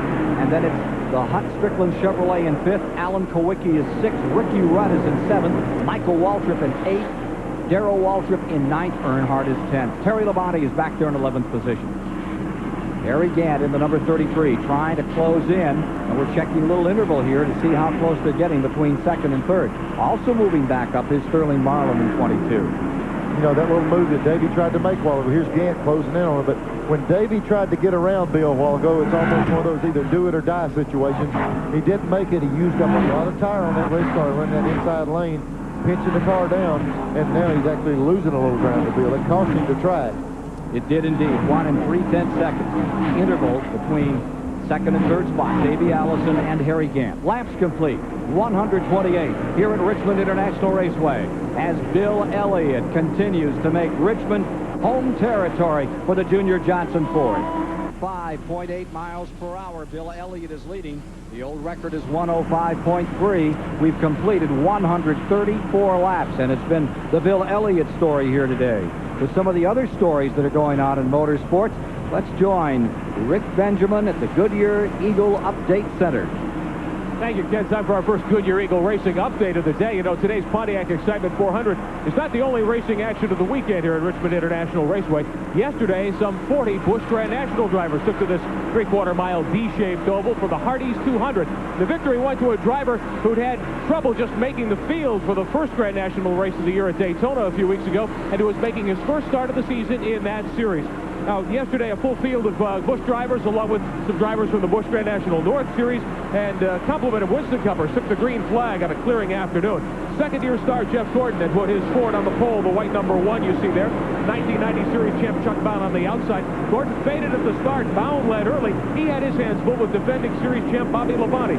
Finally, Labonte grabbed the lead about 20 laps into the race. In the race's next stage, pole sitter Gordon was able to gather himself and make it a 3-way battle, but around halfway, a familiar name clawed his way into contention. 54-year-old Harry Gant in the Mac Tools number 7 here, picking up where he left off last September in Richmond. Finally, Gant able to get the lead by working his way inside Bobby Labonte down in turn 1. After that, it was all Gant. Harry set sail, opening up a 5-second lead. The race winding down. Great duel for second in the last 10 laps. Bobby Labonte on the inside, Kenny Wallace on the outside. Wallace nipping second spot at the checkered flag by a radiator cap. Harry Gant managing his first victory of 1992 in the Busch Grand National Series, and it was this series which really got him going toward that unbelievable September run he put together both in Busch Racing and in the Winston Cup. We take a look at the top 5 from yesterday's event. Gant the winner over Kenny Wallace and Bobby Labonte. Darrell Waltrip with a great run yesterday, and Joe Nemechek finishing in 5th spot. Darrell Waltrip hoping to use yesterday's run along with Harry Gant to a good run here today as we watch Gant work toward the front of the field. Gant working on Davey Allison, Rick, with 140 laps complete this time. Battle for second. It's Davey Allison there. And Harry Gant trying to do the takeaway. Here they are in turns 3 and 4 at Richmond International Raceway. Good slugfest. Again, this is what Davey got to do while ago trying to pass Bill. We've seen Harry Gant drive up under Davey, but not able to use the throttle like you want to go on by. And you can catch a guy here, but it's another thing trying to pass him. When you get it down on the inside that racetrack, you really smoke the rear tires. We saw Gant hang the rear out trying to get off that corner. It's tough on that bottom getting back in the throttle. as we see Davey Allison trying to fight to hang on to second. About 18 laps ago, he came over the radio and said, I want to lead this race and pick up 5 bonus points. He did that, so he had enough car to do that. Crew Chief Larry McReynolds said back to him, when you get that 5, stay in second place and just ride, save those tires. Well, winning those points means a lot of difference. And, you know, we saw Davey put a lot of heat on him up there for the lead, and he didn't actually lead all the way around, but he nosed him out the start-finish line, and that's all it takes. Just cross that line in the lead, and you get 5 points. Davey Allison, who are you concerned with in this race? Well, the guys that really looked strong in practice yesterday were Bill Elliott and Harry Gant. And also Hut Strickland ran strong, and Brett Bodine. So we'll just have to see how things even out in the race. You know, if we can get out there and lead the thing early, set a fast pace, try to get some of these guys a lap down if we can. And if not, if it looks like we're punishing the car too hard, then we'll back off and take care of it. But those are the guys to be concerned about. Ken, do you think Davey Allison had vision looking into the future? Because he couldn't have hit it any better. He's got one guy in front of him, one behind him, and Hut Strickland's running good too, so he hit the nail on the head on who's going to run right today. Well, basically, it's those 4, but Strickland's performance, sooner or later, this guy's got to get it nailed down and get himself the win. Speaking of getting it nailed down, Gant is nailing the throttle down. He's trying to get around Davey now. We've just received word, gentlemen, that the 33 car is experiencing perhaps a problem. The oil temperature in the car is rising. Now, Harry is right in behind Davey Allison. Maybe he's not getting as much air in the radiator of that car as he would like to, but that could indicate a problem, Neil. I tell you what, when you run a car as hard as Harry is, he's trying to get around him. They pull a lot of gear. We were talking to the garage this morning. They turn an extreme amount of RPM. We saw the Ford a while ago. Gant's got a lot more gear in his car, and he's turning RPM. And when you stay behind someone like that, it's like a pressure cooker.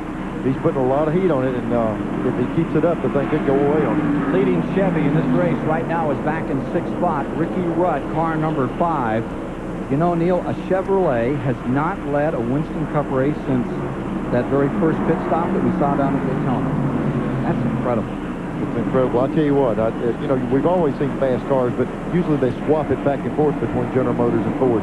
Ford has had total domination, and I don't know what they're going to do without some major work to close that gap.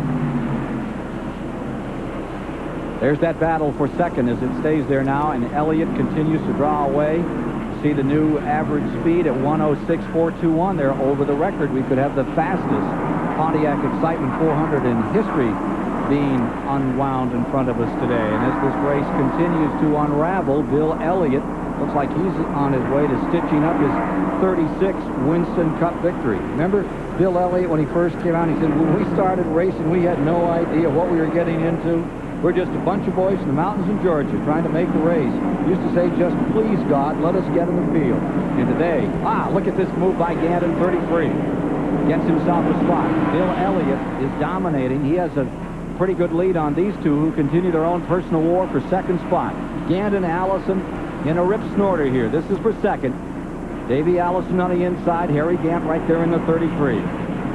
Ran out of room coming off 2. Other Gant was on the outside, and he ran out of room and had to roll back in the gas, out of the gas, get back in behind Davey.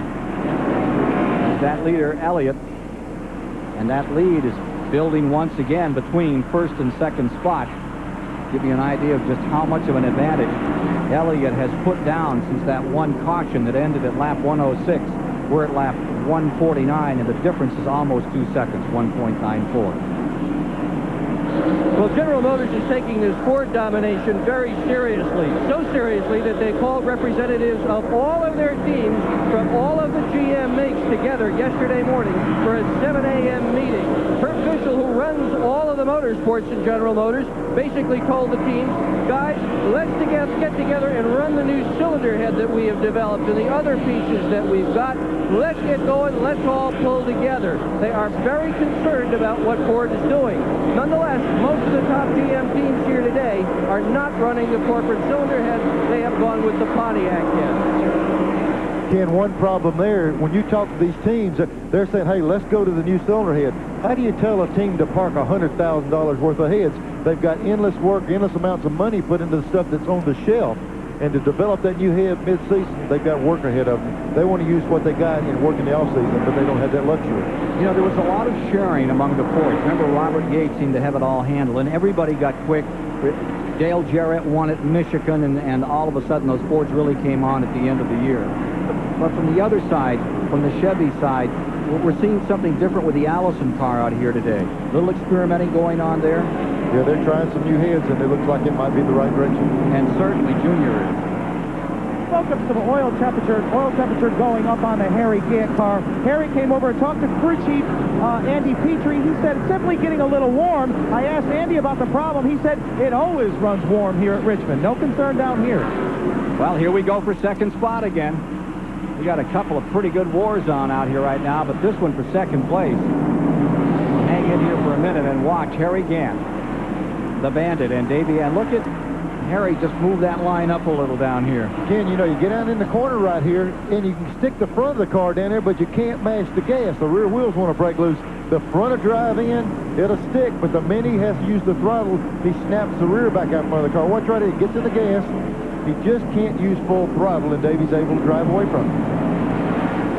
Watching this great battle is a gentleman who knows this track well and has had a lot of great battles himself.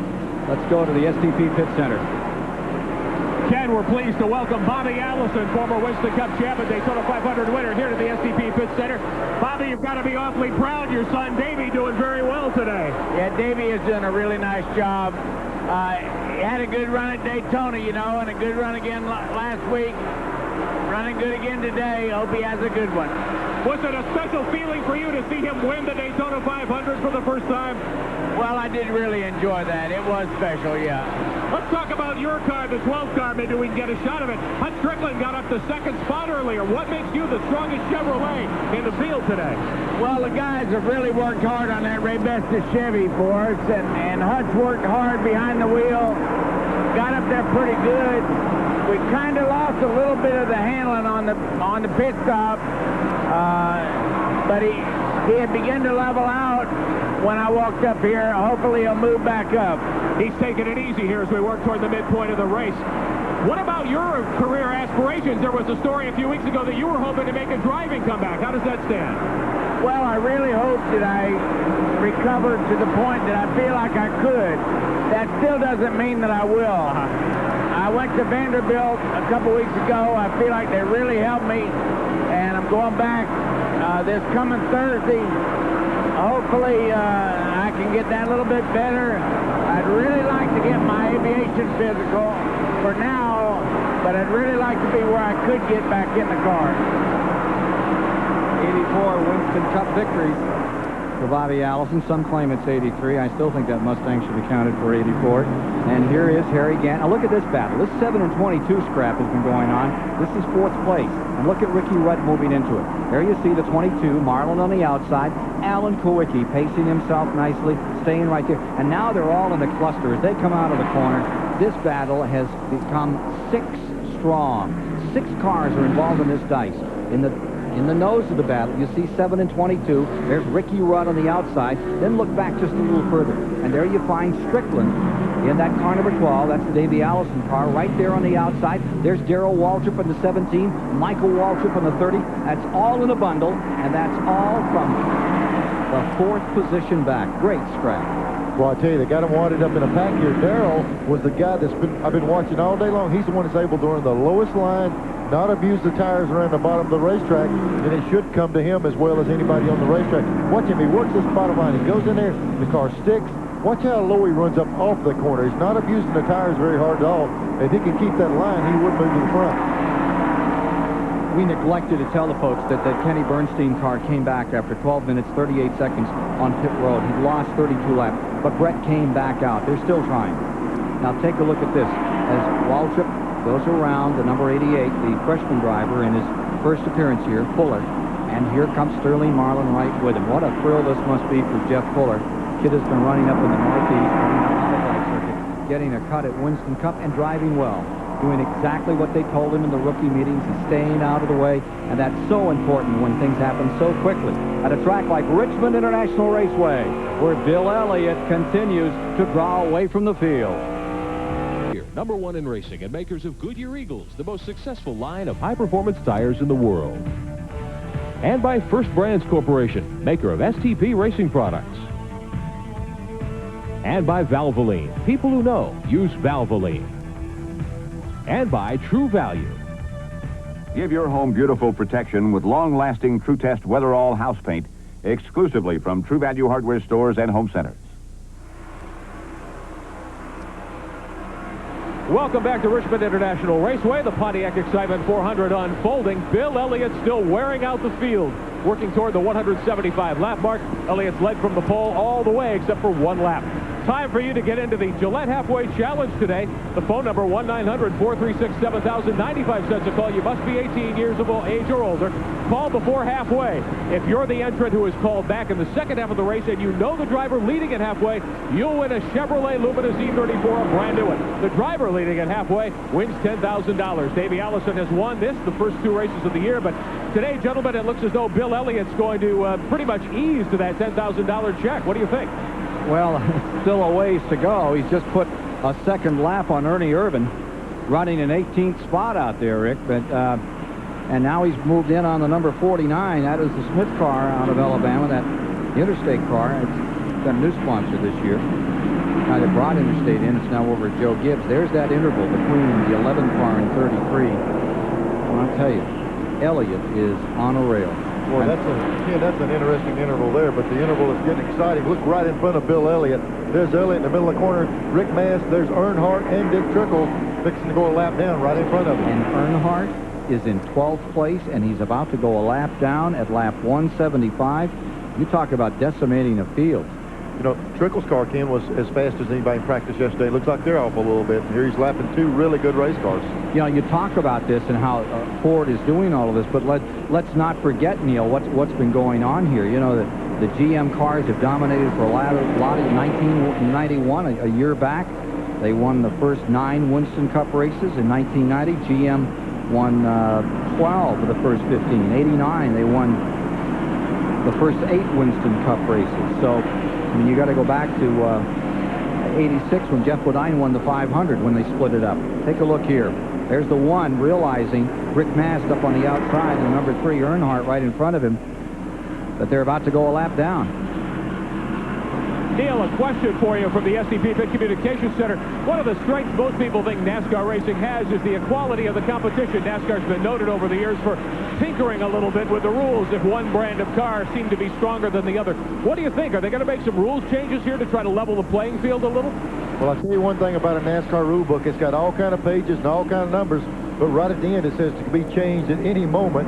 And they said they're going to look at this thing and reevaluate after Atlanta. So I'm sure they'll be looking at what to do, and I don't know if there will be any change or not, but the door is open to make a change. Remember the old rule book, EIRI, except in rare instances. And this could be very rare.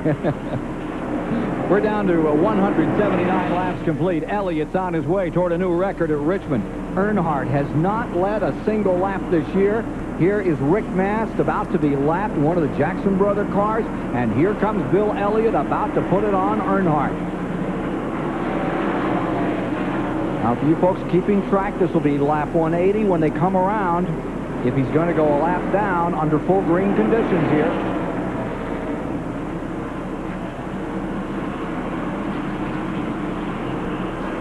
Boy, how long has it been since Earnhardt's been lapped? It's been a lot of time since he's got this far behind. A long time. Well, he actually got lapped a week ago at the Rock. Well, don't remind me. I just couldn't remember very well, can I? But this early at Richmond, I tell you. Here's Dick Berger. Craig Sachs has pulled behind the wall. The crew members are working on the engine of his number 41 automobile. He had been smoking. The problem, a bad valve cover gasket. They're going to take the valve cover off, put a new gasket on. Sachs will rejoin the fray, but he is going to be many laps down with no chance for a good finish this afternoon. Number 41 car back behind the wall. Greg Sachs won that single race at Daytona. You know, somebody always ends up, remember that when you were reading it when you were a kid and it was Fireball and those Pontiacs and they just couldn't be beaten. Remember that? Yeah, then I remember the old Hudson Hornet. They talked about that. Well, you're much older than I. The Plymouths and the Chryslers, they say it goes in cycles. Well, we're in the Ford cycle right now for sure. been a long time, but it seems to be happening here in 1992. Ford's coming alive, and they've won the first two. Will they win the third? Harry Gant has other opinions. The telemetry giving you this idea of the race on this 3/4-mile track. Mark Martin and the Valvoline Ford providing the same. See the little bit of brake. Watch as he goes down the corner. You see the RPM on the right. Watch on the left side. You'll see just a little bit of brake pedal getting down in the corner. Well, that right there is an indication the car's not handling properly.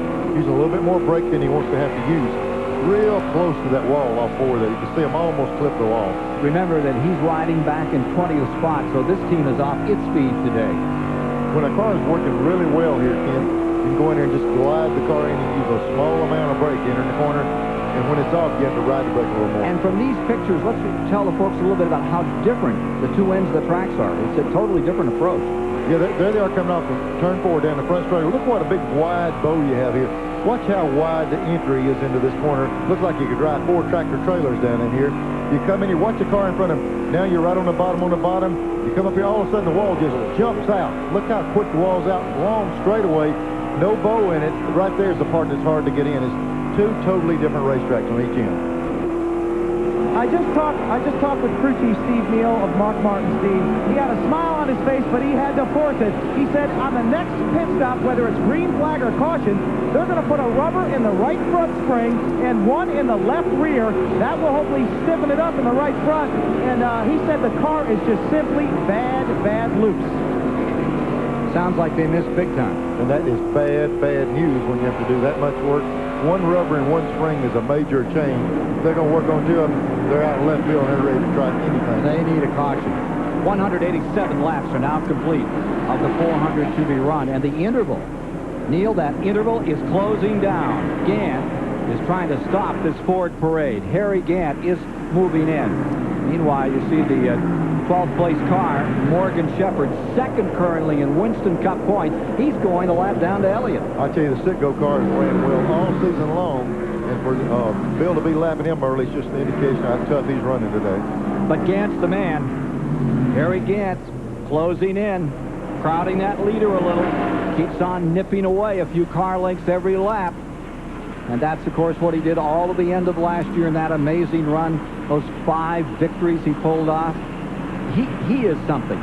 He's the guy we need to be able to call on the radio, because right now, with him closing in on Bill Elliott, I promise you, old Harry said, boy, this darn old thing just ain't running good, and it ain't turning, and it ain't driving, but yet he's going to the front.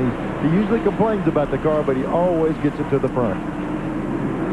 There you see it. Harry Gant getting closer. Can he overtake that Ford? We'll see here at Richmond this afternoon. 190 complete. By Mellow Yellow and Kyle Petty. There's nothing mellow about them. Welcome back to Richmond International Raceway, the Pontiac Excitement 400 at lap 196. Still a Bill Elliott show today. He's led all but 1 lap. Getting close to the Gillette halfway point today, the halfway challenge. You still have time to enter.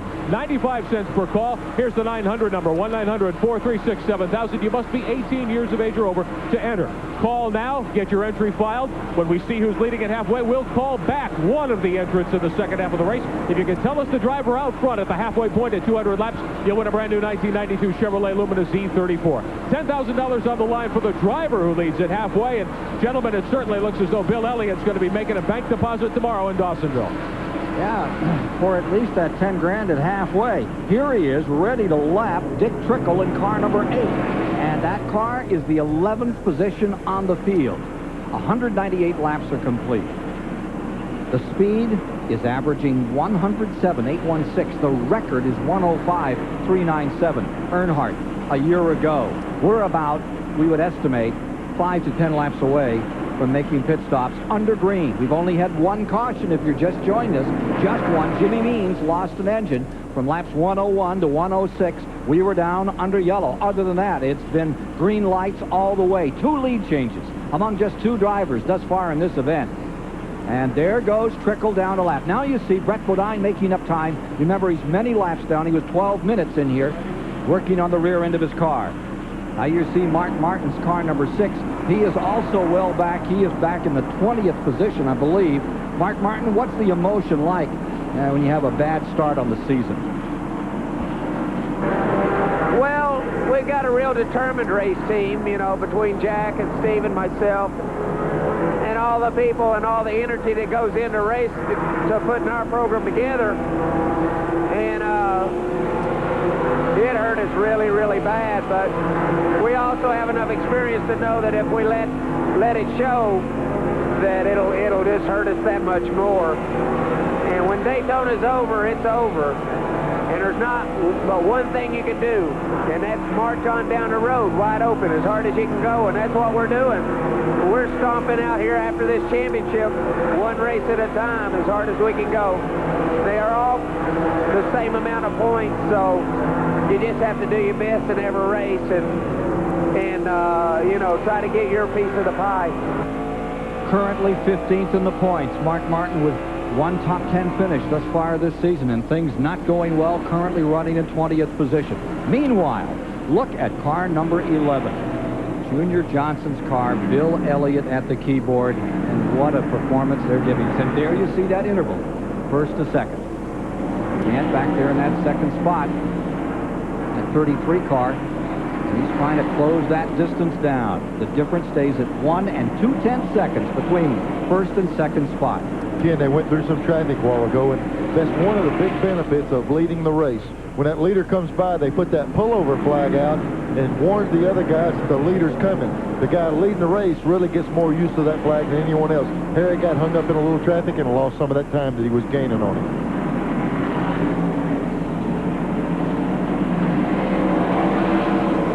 We've closed past halfway, and Elliott continues to run this race for his 36th win right from the outset. It was all his. He was on the pole for the second time at Richmond. He's never won this event, and he's had some pretty bad luck here when he and Ernie and Dan used to bring cars down.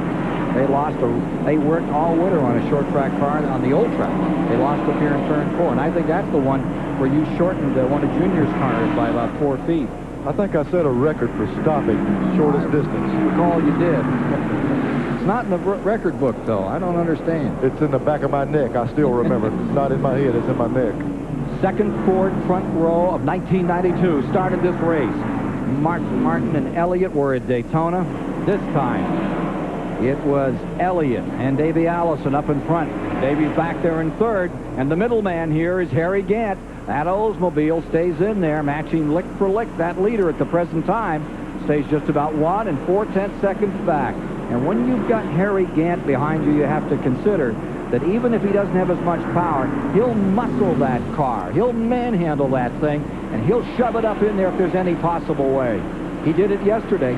And he started 28th yesterday and won the race, and here he is now. I promise you, Bill Elliott, when he looks in that mirror and sees that car, he says, of all people, what is he doing coming? Because Harry just seems to nip away, and I promise you, Elliott doesn't need to call from the pits and say Gant is coming, because he looks in that mirror and he knows that car very well, and it's a bad feeling to see that car coming after you.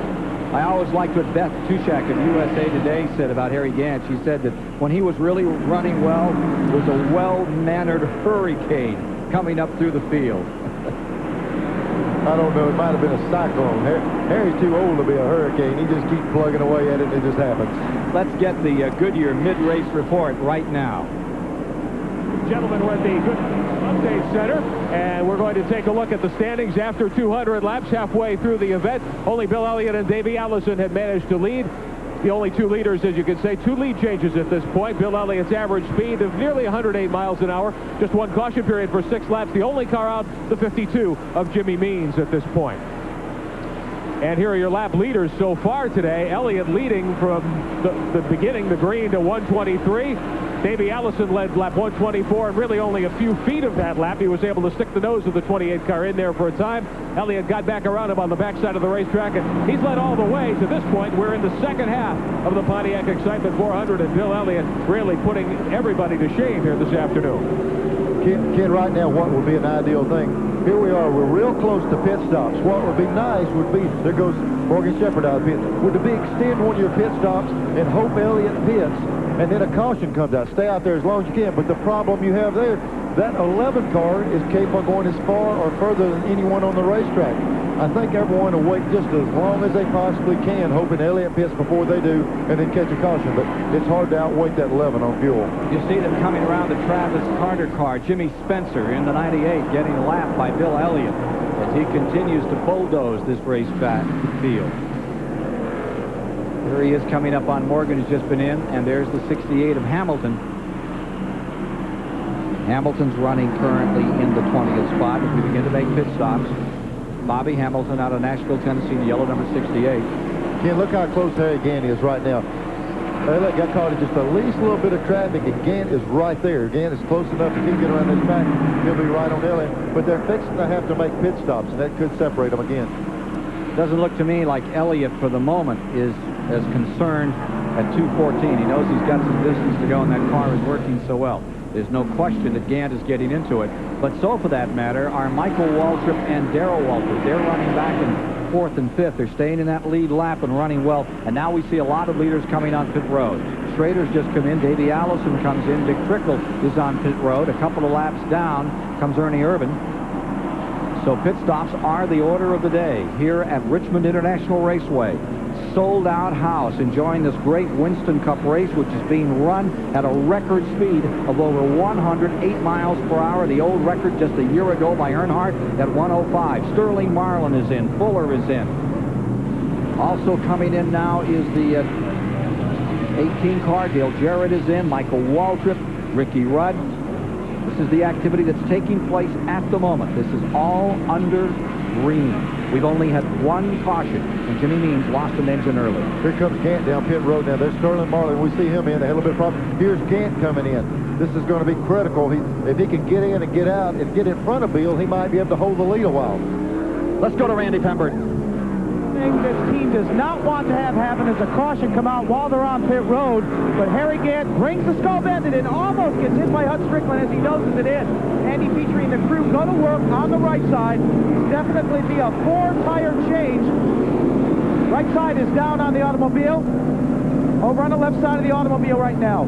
Pace keeps going on the racetrack. 5 pit stops so far by the Andy Petrie crew. And now let's go to Dick Bergen with the leader of the race.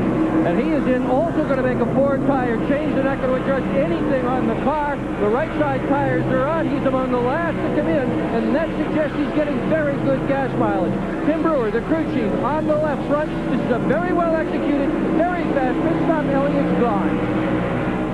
Gant was in 20. Elliott was in 22.8.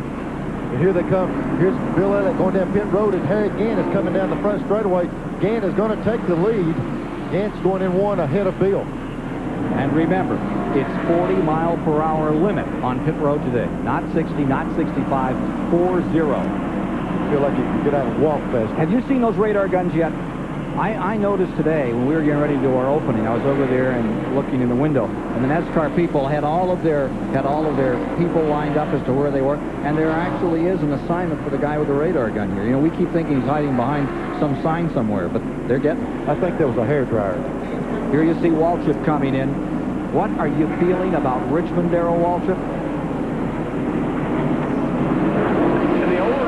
Everybody hated, but I liked it. I always knew that when I came here that if things went like I expected them to, I'd win the race. It come down between Earnhardt and I a couple of times, and maybe Rudd a time or two, but most of the time I pretty well had things my own way here. The old track was slick, it was treacherous, it had that guardrail around it, but I could always stay out of trouble just good enough to be there at the finish and win the race. I haven't been that fortunate on this new racetrack.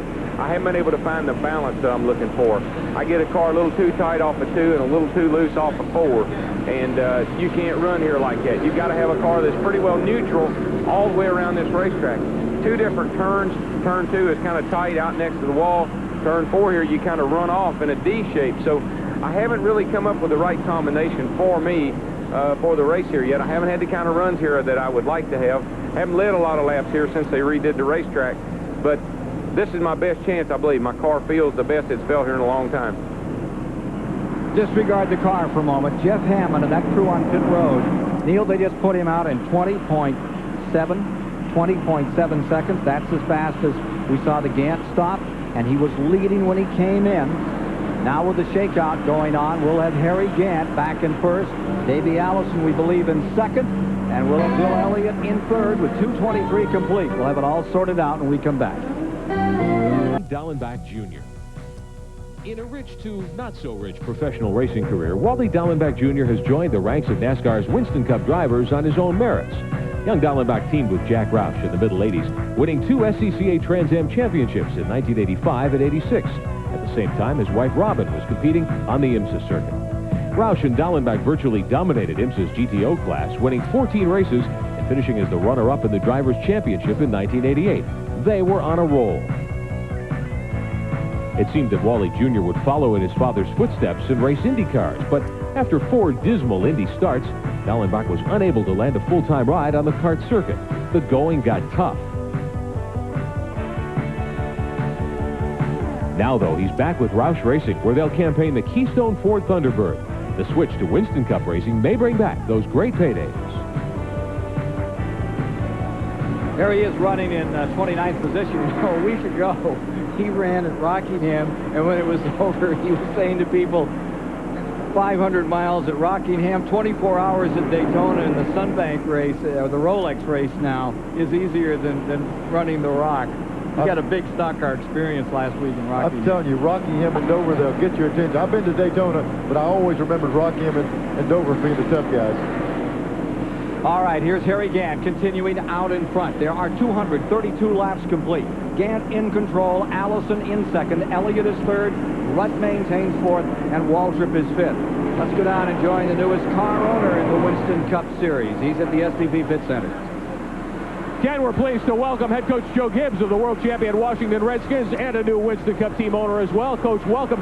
Your team got off to kind of a rough start in the first 2 weeks of this season. Yeah, I tell you, it was tough for us. I felt bad for the guys and the interstate food line, everybody pulling for us. But we ran good in both our first 2 races. We had a motor problem last week, and the first week we had the big wreck. Now today, Dale got a little out of shape earlier. What have you done to the car so far this afternoon? Well, we started off a little loose. We thought we were in pretty good shape when we started the race, but we wound up a little loose, and gradually working with it, I'm hoping we'll handle better and better as we go. What are you doing to try to make the team stronger now that you've gotten your feet wet in a couple of races? Well, I think really in this one, I'm the owner. My job is to make sure we get everything it takes to go fast. Jimmy and Dale are the 2 guys that are, their job is to make us go fast and get up front. So I think we have a good young team. I think we got a lot of people that really care about us from a sponsorship standpoint. Appreciate Chevrolet and everybody giving us a chance. So I'm excited about getting the opportunity. Dale's up to 14th spot right now. Let's hope you have a good finish today. Thank you. Okay, thanks. Working right behind Derek Cope in car number 10 out there. That is Dale Jarrett. So after Daytona and Rockingham, how do you feel about the car, Dale? I'm still excited. The cars are driving great, and the engines are running good. We've got a good program put together here. It's just a matter of getting these things out of the way. We knew there would be problems. We weren't kidding ourselves or anybody else, but things are going to happen. We just didn't expect it the first 2 races. What did Joe say? I mean, I know it's going to happen, right? But what did he think about it? Well, he told me that it was his fault. He said he's the worst starter in anything that there is. He said when he started with the Redskins, he went 0-5 to start with. Didn't know if he'd have a job the 6th game. So he understands it. You know, certainly he's concerned that we're this far back in the points already, but he knows that the guys have worked awfully hard and put good race cars under me, and that eventually these things are going to work out, and if the cars keep driving like this, that we'll be challenging to win before long. In 14th position here today in our live coverage on CBS in Richmond, Dale Jarrett with 239 laps complete. Record speed being attained. Average speed now stands at 107.9. Old record, Earnhardt a year back at 105.3. There's your leader. It's Harry Gant out in front. Can he be run down? There's that possibility. Already Bill Elliott has moved up. He has taken that 2nd spot, and he is closing. There's Gant in the lead. And the number 11 car is right there, knocking on the door in 2nd spot. Bill Elliott in that 2nd position. Then looking a little further back to show you how the field is lying at the present time with 240 now on the board. 3rd spot belongs to Davey Allison. Car number 28 is there in the 3rd position. Davey maintaining 3rd. We've got another Chevy behind that 4th. Running in 4th spot as we go back through the field is Ricky Rudd in car number 5. Rudd, who has been out there all day and minded his business, tended to his knitting. He stays. Ricky Rudd in fourth. As you look at Alice, now we're back here. Now we're picking up the leaders again because all of a sudden, here comes Elliott. You know, we saw earlier Gant was able to run him down, but he couldn't pass Bill. Now it's going to be Bill's job to run Harry down and try to get around him. Maybe he can do that. In heavy lap traffic, there you see Ricky Rudd, that fourth place car right in front of him was Charlie Glotzback, the 90. Now he gets away from him, and closing in comes Elliott, back with the leaders again. Gant is there. Elliott is in second. This is for first place at lap 2:44 this time by. Bernie Irvin getting a little high, and it opens up the inside. Down comes Elliott. Back comes Gant.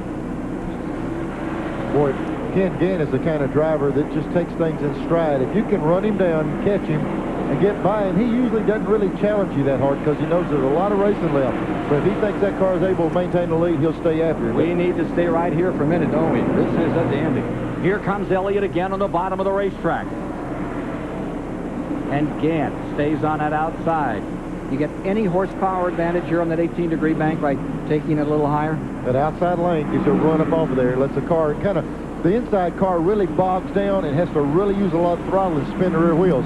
That outside lane is a little bit easier on the tires and all. Now remember that earlier we saw Allison on the inside and Elliott on the outside in a good battle that went on for about 6-7 laps. We saw these two same cars with Gant trying to make the inside move on Elliott and never could pull it off. Harry's going to make Bill try that inside if he wants by. Michael Waltrip is fifth. Darrell Waltrip is sixth. Kowicki is seventh. A lap down is Morgan Shepherd in eighth. Tut Strickland ninth. Terry Labonte has come up into the 10th position. Sterling Marlin 11th. Battle for the lead continues. Ken, we're seeing a real smart move here by Bill Elliott. We saw him run him down from way back, and he gets there, and he's just sitting on the rear bumper of Gant. He'll probably do this 3 or 4 laps. He'll mount him a charge and see if he can go by, because like we've seen earlier, you don't get but one try to go by. If you clear him good, if you don't, you back up. So he's got to get all his eggs in a basket and try to go at one time.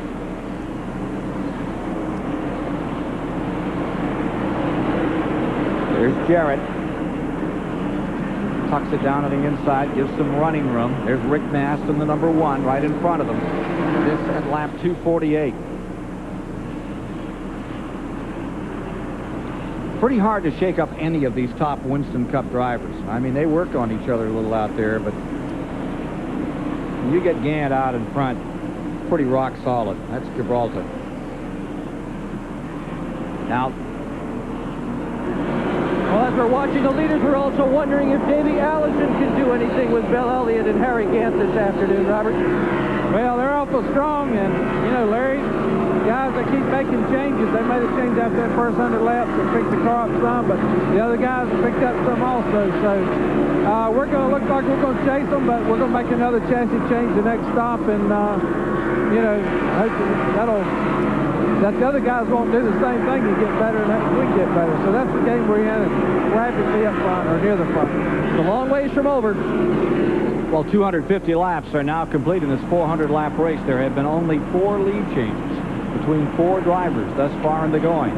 Elliott, Allison, Waltrip, Gant have been the opportunists to pick off those 5 bonus points for leading out here. Well, I tell you, Gant is running a real high line. Once he saw that outside was pretty good, he moved it up there another notch. Gant is notorious for running real high on a racetrack, and in both ends of the racetrack, he's running the highest line of anyone out there. He seems to have such a good sense about where to run a race car, as good as anybody out there. The key is to run the race car where the race car wants to run. If you get a mindset that I'm going to run low, and the car doesn't like it down there, you're not going to go fast. The key is to let the car go where it wants to go when you follow it and try to turn fast laps. Must be a little bit like riding a horse. If you really want to make him go quick, you kind of let him go as much as he wants to, as long as you keep him between the rails. It's hard to turn the thoroughbred the opposite direction. He's got one set mind. So Gant stays in first. Pictures from our Pennzoil camera top side here. 65,000 folks have gathered at Richmond International Raceway today. It is a beautiful day. We've had bad weather all week. We darn near lost the race yesterday, and then it just turned out perfect. Paul Sawyer had the right saint, and all of a sudden we had a great race and a good day and a wonderful crowd, and it's only gotten better. Today's Pontiac 400 Aerials brought to you by Pennzoil Motor Oil. Ken, from that aerial, I believe they miscount a few people. I see people in it don't have seats. They're standing all around this racetrack. When you were a kid, you used to sneak into racetracks? Yeah, I used to go out to Birmingham racetrack and all, and we used to climb a tree every now and then to watch the race. But after that, I got to like it so much I went ahead and bought the tickets. You did? Bobby Isaac, who was my favorite, he said at Hickory, he used to go sit in the tree in the cemetery and watch them race. I said, well, why didn't you sneak in? He said, it would have hurt too much if I got caught. Guy with a lot of pride and was a sensational racer. Yeah, look at Gant. You know, we saw Bill make that charge on him, make a run a while ago, and now Gant's pulling away. And looks like Bill's fishing around for a different place on the track. He's tried it high and low, and Gant is so strong it's making him have to look for a different place. We're going to be back with more. We're 255 laps deep into the Pontiac Excitement 400, and for the moment, GM has a car out in front with Harry Gant. Michael Waltrip, who was 8 laps away from a top finish at Daytona, had an engine expire. It's happened again here today at Richmond. He was then running in the 6th position when it broke loose. Take a look. Boy, Ken, this thing went up in a ball of fire. It exploded going down the back straightaway. The fire came out, it went out, and it lit about 3 or 4 different times. This is after he's come down the front straightaway. Had a big fire all the way down the back straightaway. The motor just exploded in him. Here he is after this has been burning for about a quarter of a lap. And thank goodness the fire went out. He's cutting across traffic, trying to get the inside, get out of the groove. And leader has pitted.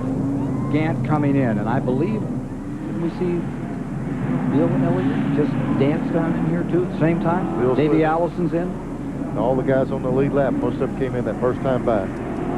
Motor gone on Michael Waltrip's car, still seeking that first win. The 28-year-old driver out of Owensboro, Kentucky, still holds high that second-place finish at Pocono in 1988 on that 2.5-mile track up there in Pennsylvania. And, of course, he won the Winston Open down at Charlotte a year back.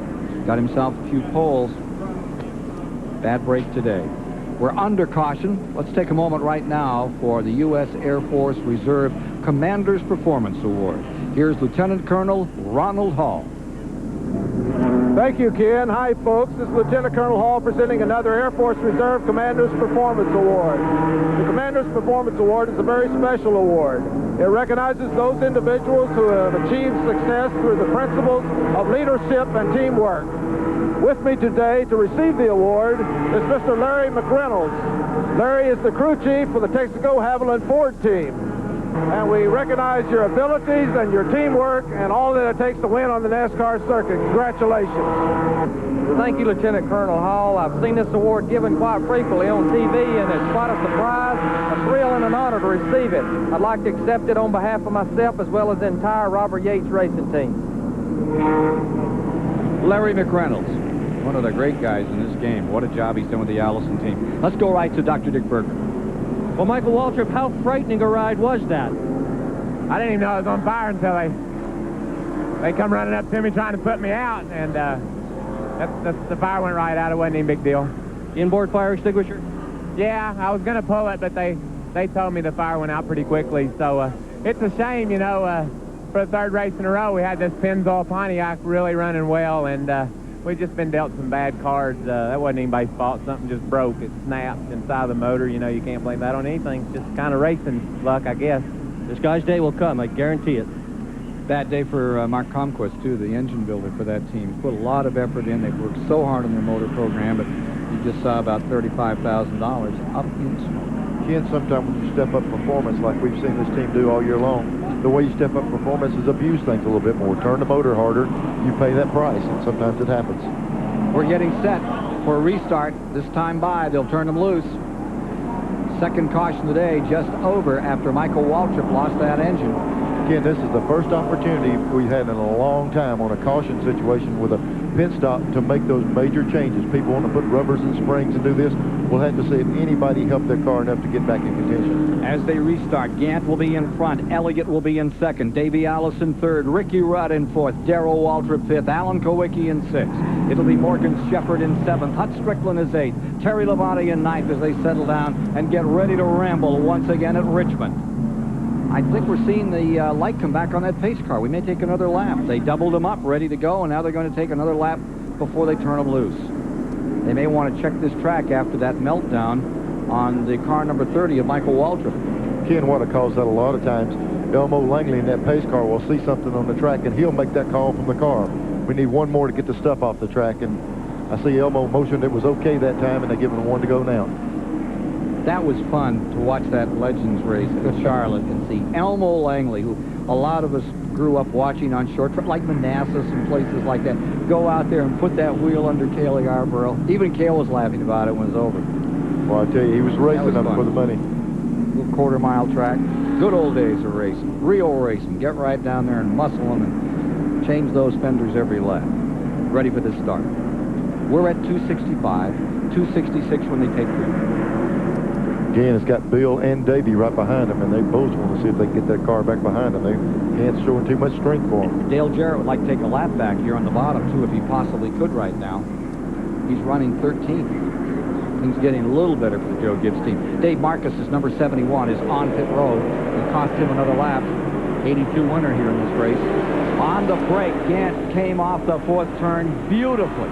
But look at Jarrett on the inside, trying to stay up there. I don't think it's to be. There's the 33 of Gant down the back straightaway. But Jarrett staying right with him. That's a good show.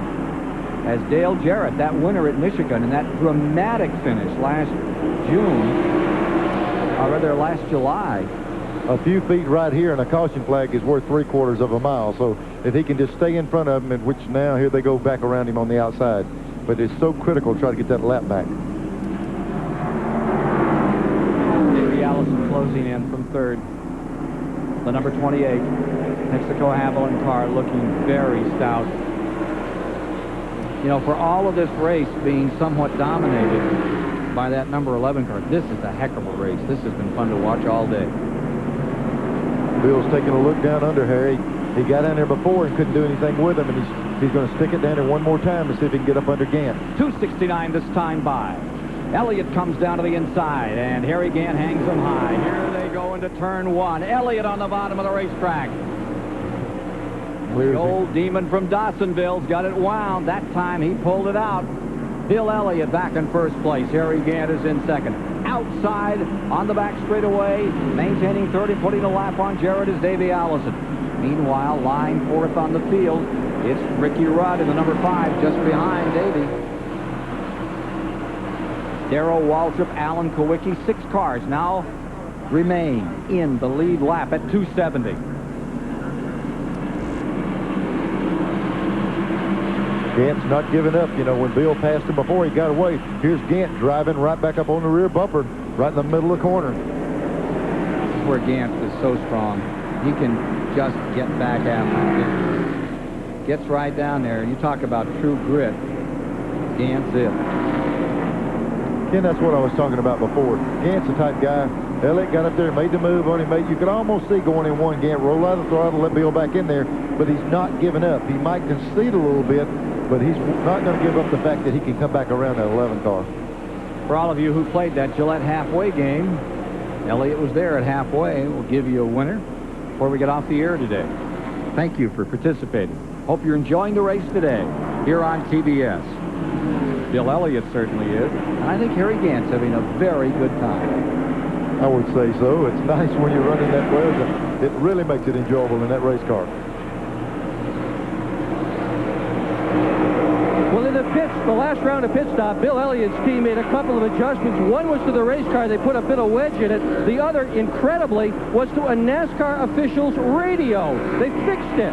Now, that sounds like a pretty kindly thing to do, but what they fixed was the button so the NASCAR official could talk to the tower. That way they could argue their case if something comes down the road a little while later.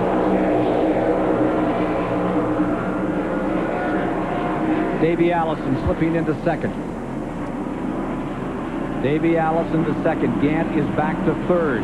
Davey Allison showing his strength now. and that was a very quick move just down to the inside and through, so there wasn't any long tussle between the two to let Elliott get away. Ken, we just heard Robert Yates say they were going to make changes on every stop. They're still changing that car, still changing. They're trying to get it where they can race with the leaders, and they must have improved a little bit because he's around Gant now.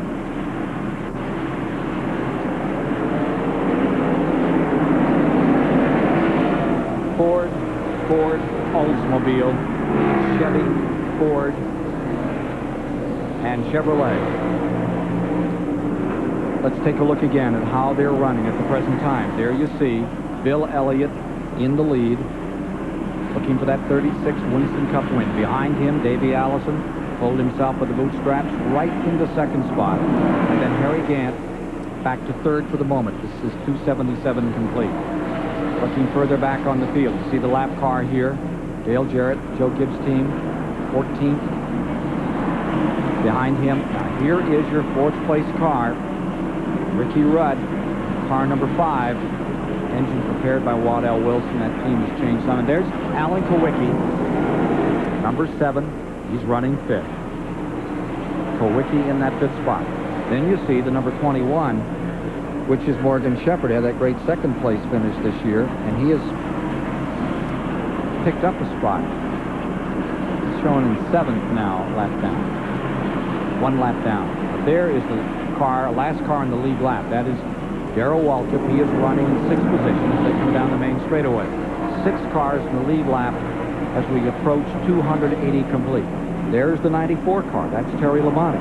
He is running 8th over in the field, a lap down, and that's Sunoco car. Behind him would be Sterling Marlin, the 22. There's a lap car in there, which is the Schrader car, number 25. You can see Schrader. And the Hamilton, number 66. I mean 68. Hamilton is running 22nd on the field. Running pretty well today, too, with Bobby Hamilton. Yep. Now there's Sterling Marlin's number 22. He is being shown 9th place on the field.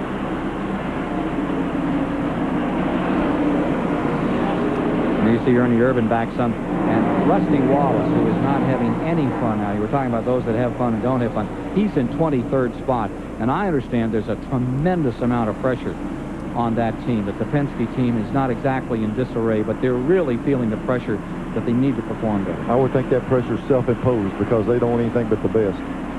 You see the number 4, Ernie Irvin. This is not his day for sure. He was down early, being shown a couple of laps, 3 laps back, and in 16th position.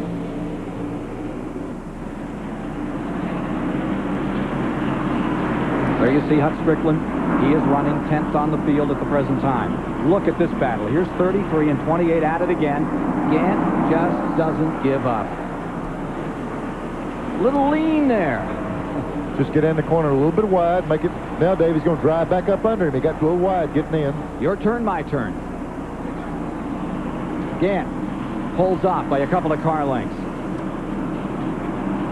The ethic of Gant is, and here's another good battle. 7 and 5 are at it. Well, we'll get back to that story in a moment about Harry Gant and how he feels about work. The kind of guy you like. Back up to the front, and there you see car number 11, Bill Elliott in front. Again, Bill's driving away. While he's doing this, we'll go to commercial break and be back for the action.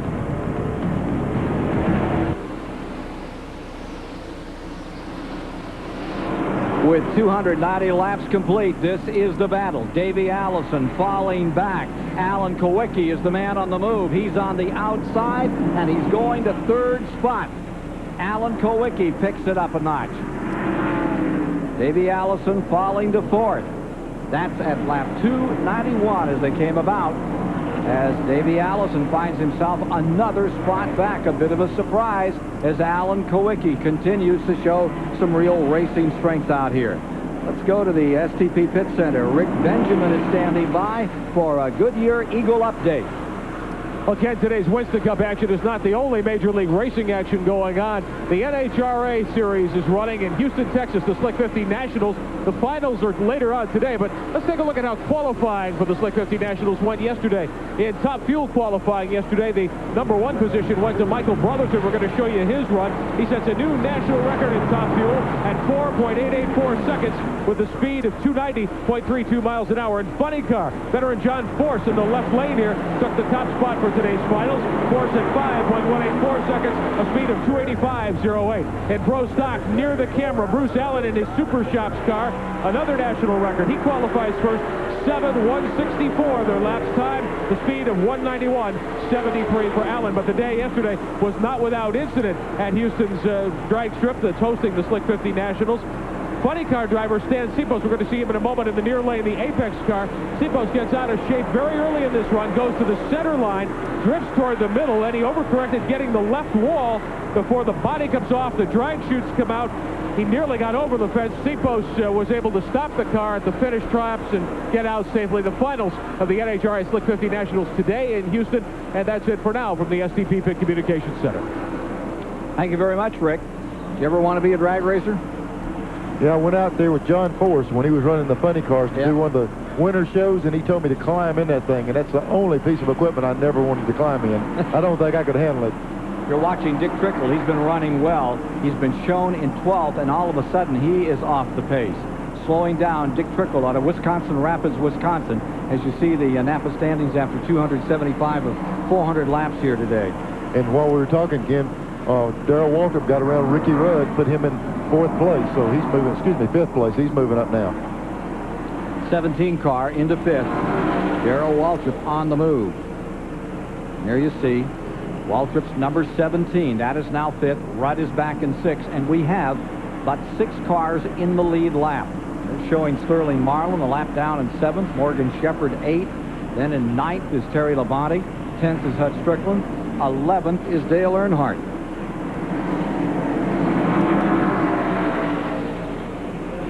.298 complete. We're about 3/4 of the distance. Average speed stays at 106.132. Still looking for that record as we follow Davey Allison here, getting around number 88, Jeff Fuller. Here is Dick Berggren. Well, Ken, Davey Allison is dropping off the pace. The problem is not a particularly serious one. He's picked up a push, but they sure would like to have a pit stop to make an adjustment on that car to put him back up there. Ken, as this is going on, we're watching Davey right here. Darrell Waltrip, who just passed Ricky Rudd 2 laps earlier, is really closing in. We'll probably be able to see Darrell come in right behind him here. He's about 50 yards behind him, and it's going to take but a couple of laps for him to close in the way Davey's fading right now. Front 4 cars are all in a straightaway at the present time. If you got to the back end of this Richmond International Raceway, go to 3, you would have car number 11 leading, and then you'd be back here coming out of turn 2 with the 17 and the 5 car in 5th and 6th spot. Ricky Rudd is currently taking that Chevrolet around, staying in the top 6. Do you like to race at Richmond, Virginia, Ricky Rudd? You know, you seem to like any racetrack wherever you got the car hooked up well, but I guess the past racing results here have been pretty good for me, and anytime you come to a racetrack and consistently have good success, you always look forward to going back, and that's the way it is at Richmond. And plus it's close to my home. I still have a home here about 100 miles away, so closest thing to a home track, so always a little extra incentive and extra fun when I come to Richmond. Ricky Rudd won here in '84. To duplicate it today. There you see him, and there's Sterling Marlin diving down. They have Sterling as a lap down to him, showing that 7th spot. What started well back today. Bill Elliott leads. 303 laps are complete as we set up for the finish here today at Richmond. Goodyear, #1 in racing, and makers of Goodyear Eagles, the most successful line of high-performance tires in the world. And Sensor Shaving System, the revolutionary razor that adjusts to the contours of your face. And by the Air Force Reserve. For most people in the world, the intense power of the F-16 is thousands of feet above. For you, it's a phone call away. The Air Force Reserve, a great way to serve. 311 laps are complete. Bill Elliott stays out in front as we follow him around this 3/4 mile, sold out Richmond International Raceway. Going for 2 in a row, going for his first win at Richmond is Elliott in the Junior Johnson car number 11. The average speed is well up. They can turn about 130 in the straightaways. The average speed for the race after 2 cautions is 106.432. That's a pretty good mark over the 105.3 belongs to Earnhardt. Now there you see the leader, Bill Elliott. But at the moment, the story is the man behind him, Harry Gant at number 33. The Bandit has been closing ground, Neil Bonnet. I tell you, Harry has really got that thing going out there on the outside. Watch how far out he runs on the outside. He gets out there, gets a good fight off the corner, and he's closing on Bill every lap. Yeah, but hold the phone. Right behind number 33, also closing ground, is car number 7. Kulwicki is quick. Look at him. He has cut that distance in half between himself and car number 33, Harry Gant. The 3 of these cars, if Bill can't pick up the pace a little bit, these 3 cars will be together in probably 5 or 6 laps if it's close that fast. Now the other 3 cars in the lead lap. Davey Allison lies 4th, Darrell Waltrip 5th, Ricky Rudd in 6th. 3:14 on the board. Can Elliott hang on and win his first Richmond and win 2 back-to-back? Look at this battle coming down through. There was Waltrip, Darrell Waltrip on the inside of Davey Allison. Here's Waltrip coming around 3 and 4, getting down to the bottom of the racetrack.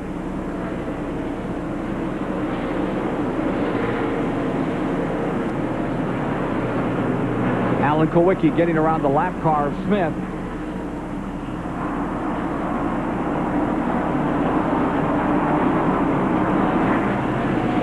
Let's go to Randy Pembroke. I'm here with Paul Andrews. Paul, you guys were nearly a lap down when that last caution came out for Michael Waltrip. Now you're in the hunt. What did you guys do to the car?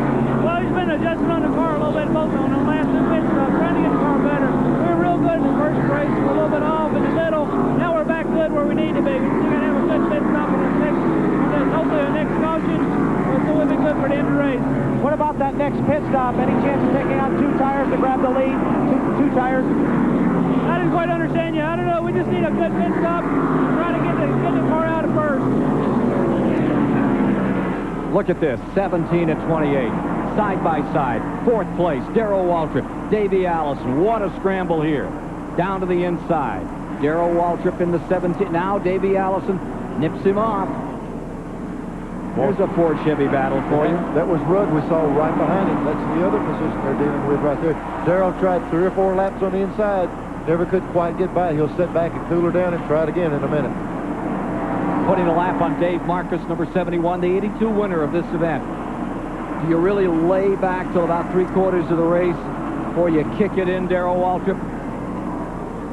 So in a lot of cases, yeah. I like to kind of look over the rest of the field before I decide what I got to do. And besides that, if I can stay back and stay out of trouble and the competition thins out a little bit, then it makes it a little bit easier at the end too. I guess the other thing about it is I've raced these races so long that I kind of feel like I know what the most important part of the race is, and that's the last 100 miles or the last 100 laps or whatever. So I always like to think that I've got a little bit left. I'm like a runner, a marathoner or a sprinter or whatever. I like to think I got that little bit of extra kick left at the end that maybe no one's expecting. And you know, if you race people all day long and all of a sudden you look in the mirror and you see somebody you haven't raced all day long, it kind of worries you. Do you think Davey Allison's worried? Concerned perhaps, but not worried. Well, I tell you what, they got their hands full. Both of them. Darrell's got to make the move, and Davey's got to hold him back. A while ago, Ken, we were talking about Harry again. He said his car was running a little bit warm on the oil temperature. This is something that's been added to it that he doesn't need. Look at the grill area. A big hot dog wrapper or whatever it is, right dead center in the radiator. And he was already having a little temperature problem. This is really going to add to it. They're also concerned down here in the Harry Gant pit a few laps ago about the alternator. It was fluctuating. He had 14 volts, and Harry was turning the rear end cooler on and off. And I know, Neil Bonnet, that is not a good sign. No, you know, that thing runs off the battery in that thing, and they just tell him to cut it off for a lap or two, turn it back on. You cannot run at this racetrack without that rear end cooler. If that alternator's all the way out, it's going to be hard for him to make it. We got 70 or 80 laps to go yet, and he can't make it with a problem like that.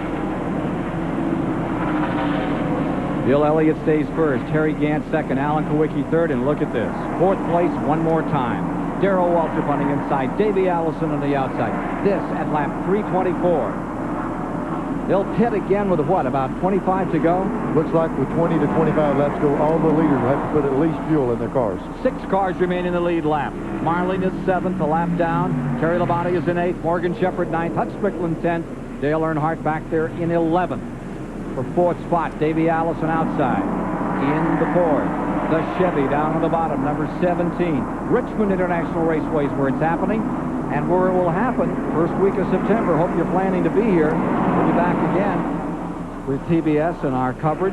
And don't forget, too, that there's some great races upcoming on the Winston Cup schedule. Next week, they'll be in Atlanta. Then it's on to Darlington, March the 29th. We'll be with you at Charlotte for the Coca-Cola 600 Memorial Weekend.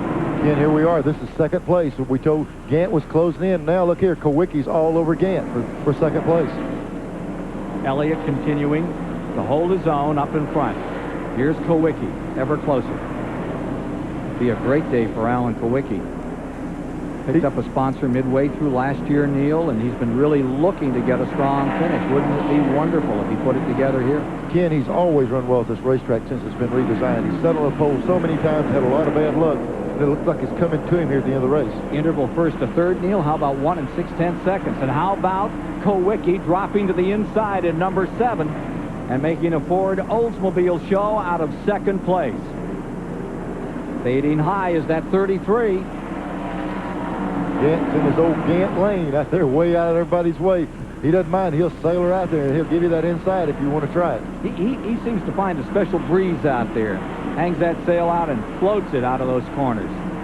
See the rear end of Kowicki's car? That's what we've been talking about all day. When they give you that inside line, it makes you work the rear end of that car harder. When you stand in the throttle, it wants to spin.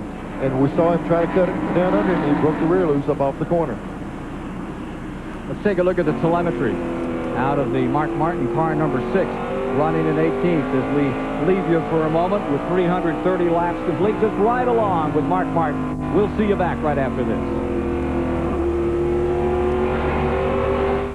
About that last stop for fuel under green. A caution out of turn number 4. It was Brett Bodine looping the green and white colors of the Bernstein racing team. And it brings out the 3rd caution of the day. So everybody has come on to pit road, fueled up, and we're ready to go home here. That's how close it was. They came off the track first and second, and Gant almost beat him out of the pits, but they stayed in second place. 22.2 on the 11 car and 22.26 on the Gant car on pit road. That's about as close as they can cut it. And there you see them. Let's take a look at the aftermath of what happened up here in turn 4 to bring out this caution. The 26 car spun in front of these guys, and they right across traffic. It didn't look like he hit anything. I don't know what kind of problem he had, but there was a lot of smoke and a lot of rubber flying off the car as he turned around. A lot of lucky people, too. They didn't get collected on that one. 334 is where we are at. It was 333 when they threw the caution for the 3rd time today. We've had a total of 12 laps. This would bring us up to 14, 15 yellow laps today, so it's marginal as to whether or not we're going to get a record. 105.3. Earnhardt 91 is the mark that they're seeking, and it's been Elliott, the man challenging for it, most of the day. Chad Little in the Trop Arctic number 66. How's it going for you out there right now? Let's try to get Chad Little in car number 66 another time. Chad, Ken Squire here at TBS Control. Do you read us? Yeah, Ken, I hear you. How's it going for you out there today? This has been a long day, I tell you. When the car's not handling right, it's a handful out here, and you know, we're right in the middle of loose coming off, and we can't really seem to get it right. We've tried every caution now to try to straighten it out, and you know, we just missed it by a little bit today, but the guys in the pits are working hard, and you're running in 25th position right now. How physically do you feel as we get down to the end of this race? Thank you. Yeah, Mike, okay, there's the number 66. Chad, as we get down to the end of this, Chad Little, Ken Squire again here. How you physically feel after running this 3/4 mile track for over 300 laps? I feel pretty good. Dave Marcus, I was following him for a long time, and and he's blowing a lot of smoke, so I was getting a lot of smoke in my car, but other than that, I mean, I feel fine. There's no problem here with that. It's just frustrating for me and the guys at Phillips when the car's not handling right. It makes a long day out of it. Chad, can anybody beat Elliott today? Suck it up. Be on your toes here on the get-go. All right, there's his crew talking to him as they get ready on the get-go. So we're down to it, ready for a restart this time by. Ken, we just found out the 26 car broke another axle. Brett Bodine, who broke one earlier, just broke it coming off this corner, and that's why it spun. So they must have a lot of camber in that rear end, and the axle just won't stay in it. A lot of torque that's just tearing them to pieces when they come off these corners. He tried to light it up, and instead it spun out from underneath him, and he broke the rear end again. Here you see the story. There's Bill Elliott out in front. There's Harry Gant, number 33, in second spot. And here comes old DW, number 17. Darrell Waltrip lies right there in third. Ricky Rudd in fourth. Kowicki is fifth. Davey Allison sixth. Restart. 3:37 complete as they touch them off. Both of Junior Johnson's cars, one on the inside trying to get a lap back and one leading the race. Any team orders out there with Junior? Let one of them get back up on the lead lap, you think, Neil? I promise the team orders was don't touch. Don't touch each other. He had a little touch down there at Daytona. That was a long, I bet that was a long moment on Monday back up there in Ingle Hollow. Here you see Elliott drawing away big time as he goes into turns 1 and 2. Out the back of the Trop Arctic cars, they shuffle through traffic. There's Elliott leading with Sterling Marlin second, who's a lap down. And here comes Gant, going to have to get around Sterling before he gets to him. Now, oh, we got one in the wall. It's Mark Martin lying the number 6 up in the wall in turns 3 and 4.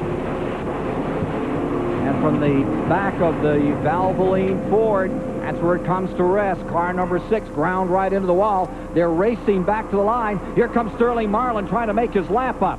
Down to the inside. Marlin fighting to make that lap up. Elliott trying to hold him down. Well, there's your answer about team strategy. You stay down a lap, Sterling. I don't know if Junior could get on the radio quick enough that time. Bad break for car number 6, Mark Martin. Well, I'll tell you what, Ken, that thing, it looked like it cut a tire down or something. He just knocked the wall down. You could hear it way up here. I'm glad to see him moving around because you would think on a 3/4 mile racetrack it's not that bad a lick, but he hit a ton. That's what got you. Yep. Charlotte, when you broke your hip and your leg so badly. I mean, it didn't look like it had gone in that hard, and that was a terrible injury. Yeah, and I tell you what, Ken, it was in a Valvoline car like this. They're great people, but they sure don't need those things stuck on the wall like that. While Mark's getting out of this car right here, we'll see if we can go to commercial, and we'll be back with more of the Richmond race. 400 still under caution at the 345 lap mark as Bill Elliott continues to wear out the field. We're going to make somebody very happy now. The Gillette Halfway Challenge is complete today, and the brand new Chevrolet Lumina Z34 goes to Dean Helms of Lee Summit, Missouri. Dean made the phone call early today and was called back and was able to identify Bill Elliott as the leader halfway through today's Pontiac Excitement 400. So Dean gets the automobile. You can enter now for the next race. Just give us a call, 1-900-436-7000, and you'll be in the field for the next Gillette Halfway Challenge. Ken Squire? Thank you. Rick, we're going to tell you about when Neil Bonnet got a chance at a new car one time, too. We can talk a little bit more about these competitions between the major manufacturers. Let's, for the moment, take a look at this replay out here from the in-car camera. As we're coming out, take a look. That's Rick Mass, number 1, right there. We're riding with Mark Martin. Went up the back straightaway. Through there, going down the back straightaway. Starting to enter the corner. For whatever the reason, they got together. Boy, he's going for a ride down. And do not adjust your sets. That is not the problem. It's that concrete. Boy, it ate that race car up. What is for whatever reason? I don't know. When they got in the corner, it looked like they got together. It looked like a little tap from the rear, be it the guy got in too deep behind him, or maybe somebody stacked up in front of Mark. You can never see the whole picture what happened. We were talking earlier today about what happens with these manufacturers when they begin to turn the wick up a little. Now, what about it, Neil Bonnet? When you were a driver, did they ever get into this deal? Like, did the General Motors guys tell you, or Ford guys? I tell you what, when I was driving for Ford at the time, we were running out of parts and pieces. We didn't have any blocks for the cars. We were racing engine blocks that had sleeves in them. And we won, I think it was Atlanta. And the manufacturer was there. And we were in Victory Lane, and the guy says, boy, I'm going to give you a new Thunderbird. I said, if you'll give me some blocks and I'll quit blowing up, I'll buy my own Thunderbirds. I needed parts. Getting set for more action here at Richmond International Raceway. We'll be back with you to present it in just a moment. 2 laps down to the finish of this one. For the moment, it's Bill Elliott's race to win. Harry Gant trying to take it away. Darrell Waltrip is in second. Look at this battle back in fourth place. Here's Alan Kowicki in the 7 car and the 5 of Ricky Rudd. Rudd's had a tremendous run. He's finished in the top 5 in 7 of the last 9 races here at Richmond. And right now you can see that war that he continues to be in as he closes back up on Alan Kowicki. Davey Allison in that mix. Ken, on that set of pit stops, Davey Allison made an extra stop and started in there. I don't know what, if they made a chassis adjustment or whatever, he did make an extra stop. Let's go to Dr. Dick Berger.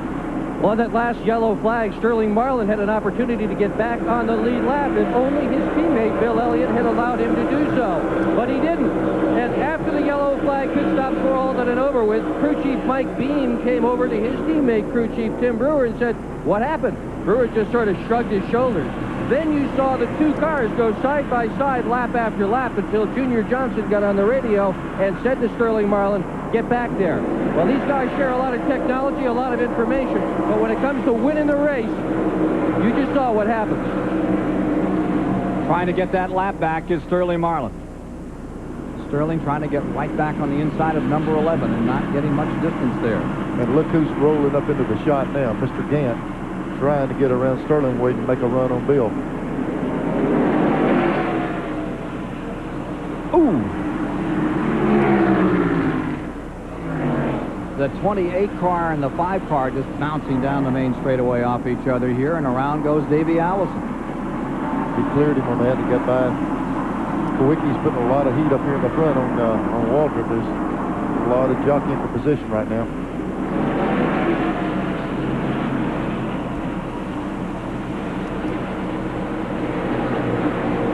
Waltrip is in 3rd.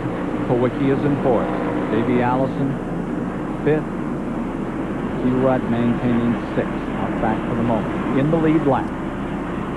3:55 complete. Here's Kowicki dropping to the inside on the 17, just for 3rd. Got a good run on him going down in the first turn here. Getting up off 2 is where it's tough to do it, but looks like he's going to be able to clear him. He's run so well here, and here's Alan Kowicki taking over in 3rd spot. What do you like about Richmond, Alan? I like the layout of it. I like the old track, but I like the new track even better. And we just always seem to handle well here and run competitively. If there's any one track on the circuit that would owe me one, though, this would be the place. How do you figure? Well, we've run good so many times here. We've won poles, but we never won a race. We've been close, and I had a guy blow an engine in front of me, take me out when I had a half-lap lead, had a lap car take me out one time. Just a number of things that have kept us out of victory lane, but we always keep coming back, and one of these times it's going to be our turn, hopefully this weekend. Making it look a lot better right now. Alan Kowicki pulling into that 3rd spot. Remember in 87 when he set on the pole here? Big surprise. And here is Bobby Hamilton's car, which has lost an engine. He is slowing down and coming in, but they're not putting a caution flag out. There was some smoke, but not enough. They don't feel there's any oil down, so Bobby Hamilton is going to be retiring his country time number 68 that was in 22nd position. Out of it for today, Hamilton. We can see a little stream of oil out the back of it, but as soon as he had a problem, he jumped over here on the apron, and they tell you at drivers meeting all the time to get off the track as quick as possible, and he was able to do that. You'd think this was a war for the lead. It's among teammates. That's Sterling Marlin. He's in 7th place, number 22, but he wants to get back in the lead lap. His teammate, that's quote, teammate, quote, won't have any part of it. Bill Elliott stays right there and doesn't give him an inch. Yeah, if he can get back in, there's enough time left in this lap. We've got 40 laps to go. If he can get around Bill and get another caution, he's got a chance to move way up and possibly get back up to Bill again. So, it's Bill Elliott in 1st. Harry Gant still lurks in 2nd spot. Kowicki is on a run. He's up to 3rd. Waltrip is in 4th. This one's far from over. Stay with us. 5 complete and 35 to go. Now they're showing 66. Bill Elliott is in front. Alan Kowicki has just taken over in 2nd. Harry Gant is in 3rd. Davey Allison 4th. And it's Darrell Waltrip in 5th. Rounding out the guys in the top lap, Ricky Rudd completes it. 6 people there. Sterling Marlin stays right on the heels of Bill Elliott trying to make up his lap. Interval 1st to 2nd is 2 1/10 seconds. Ken, while you're saying lap, I can't help but look at this crowd and tell you there's 65,000 people in there's 60,000 seats. They're selling lap seats, and it's a very friendly crowd we have here. First time. Looks like car number 6 is getting ready to come back on, and that will mean that Mark Martin will get back into it. You see him coming down pit road right there in that shot. That is Mark Martin rolling back out again with the car number 6, the Valvoline Ford, trying another time after it slapped the wall up here in 4 real hard. You can see damage done, but he's ready to try it one more time in a battered car number 6. Bill Elliott stays in first, Kowicki in second, Gant third. Kowicki's the guy, and now it's Ford 1 and 2, and the Oldsmobile slips back into third spot. Ken, we were looking a while ago. Davey Allison went around Waltrip, but now Waltrip is inching his way back up to Davey. This is for fourth. Davey Allison in fourth, the 17, Waltrip in fifth. Lap 370, 30 to go.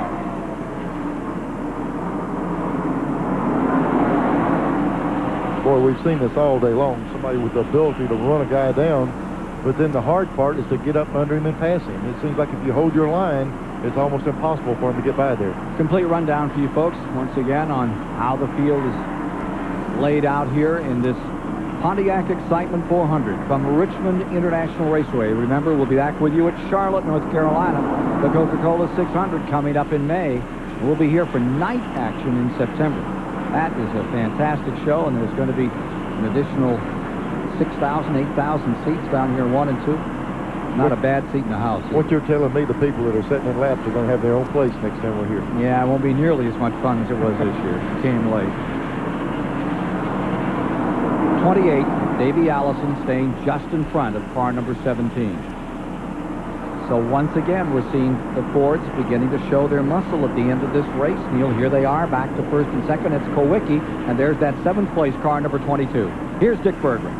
Used to be, Ken, tires were the story of the race. So often it seemed we were down here on pit road telling you about tires that blistered, tires that went flat, tires that went on cars that didn't match up right. But since Goodyear has come out with this new Eagle radial tire, we don't see any more of that. These tires just don't go flat. They're all the same size. And what that's really done is it's put the race back in the hands of the drivers and the crews, and it's taken it out of the hands of chance, luck, and circumstance. But there's still about 25 laps left for chance, luck, and circumstance here today. They'll have 375 in the book when they come by this time. And how many times had you gone into the last 25 laps and the world was your oyster? The next thing you knew, you were just an old clam. Yeah, don't remind me of those days, but they sure were fun. Yeah, look at this shot here, Ken. It was interesting thing happening. There's 11 cars with the 22 behind it who's the lap down. But Kowicki in the 7 car is closing in. I don't know if Bill knows how much he has to play with in this last 25 laps, but Kowicki is definitely closing in on him. There you see Alan Kowicki in number 7. Remember, that's the 2nd place, and that's the interval, first to second. Let's take our last commercial break right now, and then, providing there's no more cautions, we'll follow the race right to the checkers. Virginia, the Pontiac Excitement 400 winding down. Let's take a look at who has led here today. We've talked about how Ford has dominated the season to date. They've done the same thing today. Bill Elliott, the first leader for 123 laps, then Davey Allison, then Elliott again. Harry Gant able to sneak in there for about 47 laps, and then back to Bill Elliott. So really, other than Harry Gant's opportunity to lead for GM for a time in the middle of the race, it's been an all Ford afternoon, and certainly it's been Bill Elliott's afternoon. Gentlemen? It's been Elliott's afternoon up to the moment, with the exception of those little intervals. But look out, because you see it right here. There is Elliott, number 11, leading, going down into the lap into turn number 1. Then you see that number 7 car, lap car in between them. And the story is right there. Sterling Marlin still a lap down. Still in that 7th position, trying to make the lap up. And Alan Kowicki just trying to make up time and run down Bill Elliott for the finish of this one. We're showing 385 complete. Ken, right here, Kowicki has got to clear the 22 car. Right here is the only place on the racetrack he gives him up any ground. He seems to lose a little bit here, but watch him go down this back straight into 3. He can really get in 3 good and closes up a lot of ground on him each lap. 3 and 4, he's real strong. That's where he's able to make time on him. There's Sterling Marlin pulling over to the inside to give him racing room. Elliott likes that high line that Gant enjoyed earlier. and Kowicki,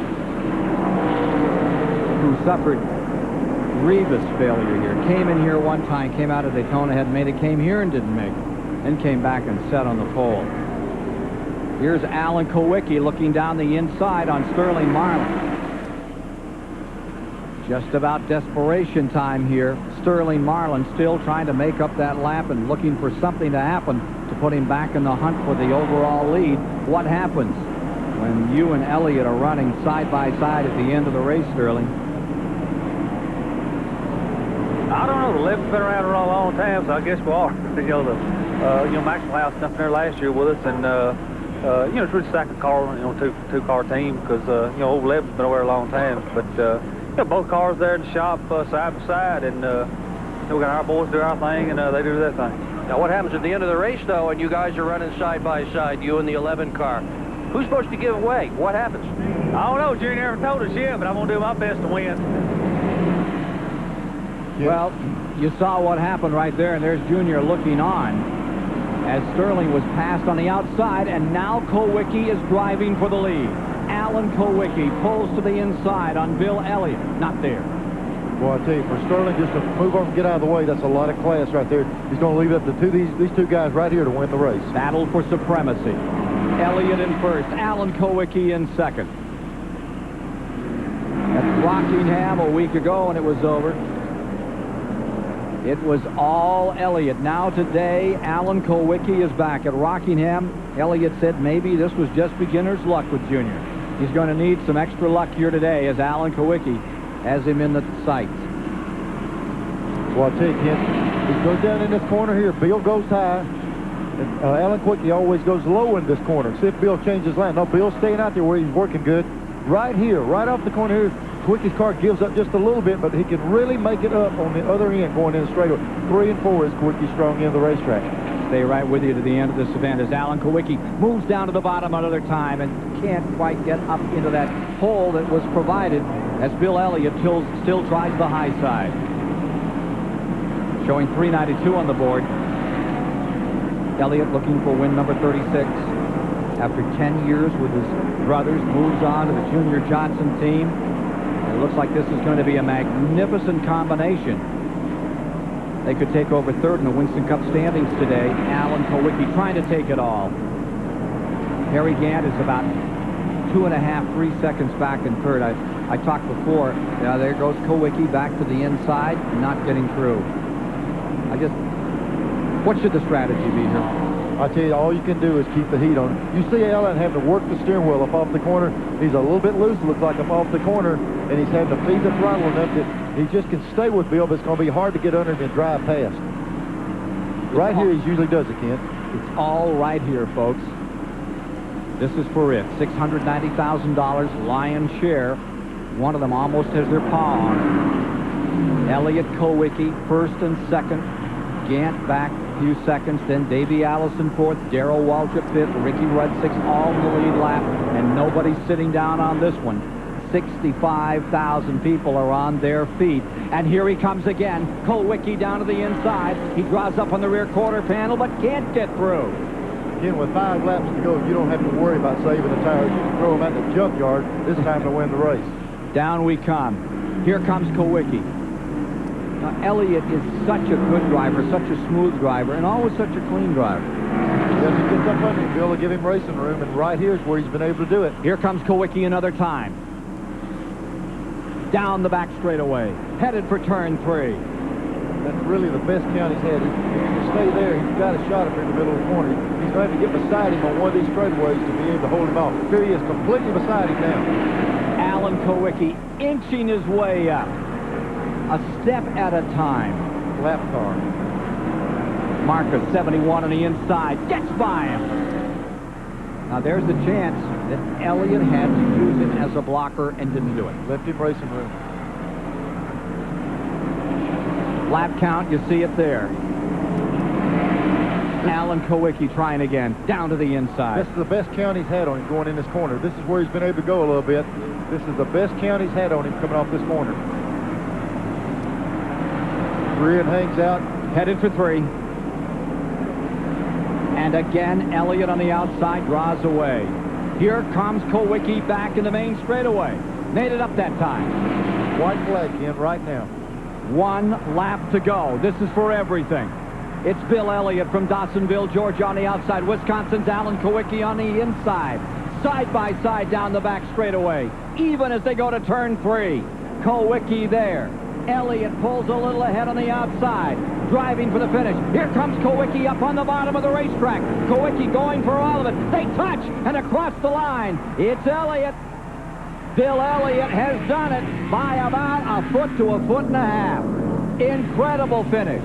Alan Kowicki comes home in second spot. Harry Gant will be third. And look at the tire mark that developed in the last lap on car number 11. On the lap, they can strip all, last lap, they can strip all the paint off. Nobody cares.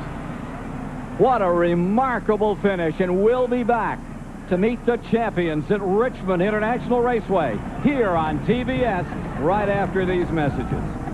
Another look, and we'll get to it in a moment. But right now, let's go to the Channel Lock Winner's Circle interview. Dr. Dick Berggren is standing by. Well, they say you weren't aggressive enough to win a lot of short track races, but I'm looking at this tire mark in the door. Tell us about the last lap. Well, I'll tell you, I knew Kowicki was coming, and I knew he was going to give it everything he had. And I knew I had to get down and get in the throttle coming out of turn 4, or he was going to beat me. He just about did it. He just run out of real estate, and I run out of real estate, and we got together, but I was still able to beat him back to the line. I wasn't going to back off. I didn't care what I did. Now, you were so strong all day. Did you get weak at the end, or did Kowicki get strong? Well, Kowicki got strong, and we got a little weak. The car got a little bit tight getting in the corner, and then Sterling run me pretty hard there for a while, and I just pretty much used my tires up there. And, like I said, I saw Kowicki coming, and I was preparing myself for it because I knew he was going to be there, and I knew he was going to run me hard. And you won the Unocal bonus, richest short track win in the history of short track racing. The money important or just winning? Just winning. You know, this Budweiser Amoco Ford, I can't say enough about these guys. You know, Tim Brewer and all the guys, I really didn't know what I was getting into when I come to this Junior Johnson organization, but I can't say enough good about them. Okay, right now we're going to go to Randy Pemberton. He is with Alan Kowicki, who finished second. A little bit at the start-finish line, but it was a good, clean race. And, actually, I got to commend Sterling, too. He was his teammate, and he could have really tried to screw me around, and he didn't. It was just good, clean racing, and, it worked out good for them, but I'm really disappointed to not win by a couple inches there. That would have meant just an awful lot. Alan, I know you're disappointed at this point in time, but your team showed a whole lot today. You dialed that car in, and it got better all day long. Yeah, they did. I said we got a lot of our problems out of the way last year, and we're going to come back and be a consistent team, and we will. We had a good run at Daytona. We would have been right in there at Rockingham last week, and they certainly knew we were there today. But, maybe I should be happy with second, but we'll be back. Up to 7th in points, Alan Kowicki. But take a look at how Bill Elliott won $272,000. Remember, he started on the pole. And with the Unocal $190,000 bonus at stake. Coming to the line by 18 inches. This is the last lap, just going into it now. Neil, this going down this corner, like we was talking about, this was the best count he had all day, even coming up off the corner. They're going to, Bill said his car had a little bit of push, which on the outside, that's hard to deal with. Kowicki goes in here, gets completely under him, and this time you both just stomp the throttle. You don't care if you make it to the line. They're in the gas, they come off, the back end brakes loose on Kowicki, banks off of it, but Elliott pulls by a few inches and wins. And he wins $272,700. The last man to take that bonus was Rusty Wallace a year ago. And the Unocal money today is collected by Bill Elliott and Junior Johnson, and he's won for the second straight week. And we'll tell you more of the story right after this. Excitement 400 has been brought to you by Pontiac and your local Pontiac dealer. We build excitement. By Goodyear, #1 in tires. By Napa, because there are no unimportant parts. By Valvoline Motor Oil. People who know use Valvoline. And by Coors Light. The Silver Bullet is the right beer now. 65,000 people here, and half of them just settling back into their seats after this incredible finish. And you see the sight from the Pennzoil Motor Oil platform camera high above the 3/4-mile track, where we have seen a remarkable event dominated today by Bill Elliott, leading 348 laps. But still, it was as good an event as you could ever hope to see. And part of the reason, one half of that great finish, the car owner of that winning machine by 18 inches, Junior Johnson, is standing by with Dick Bergman. And, Junior, I'm wondering, you had both of your cars side by side, one trying to make up his lap. You call Sterling back. Why?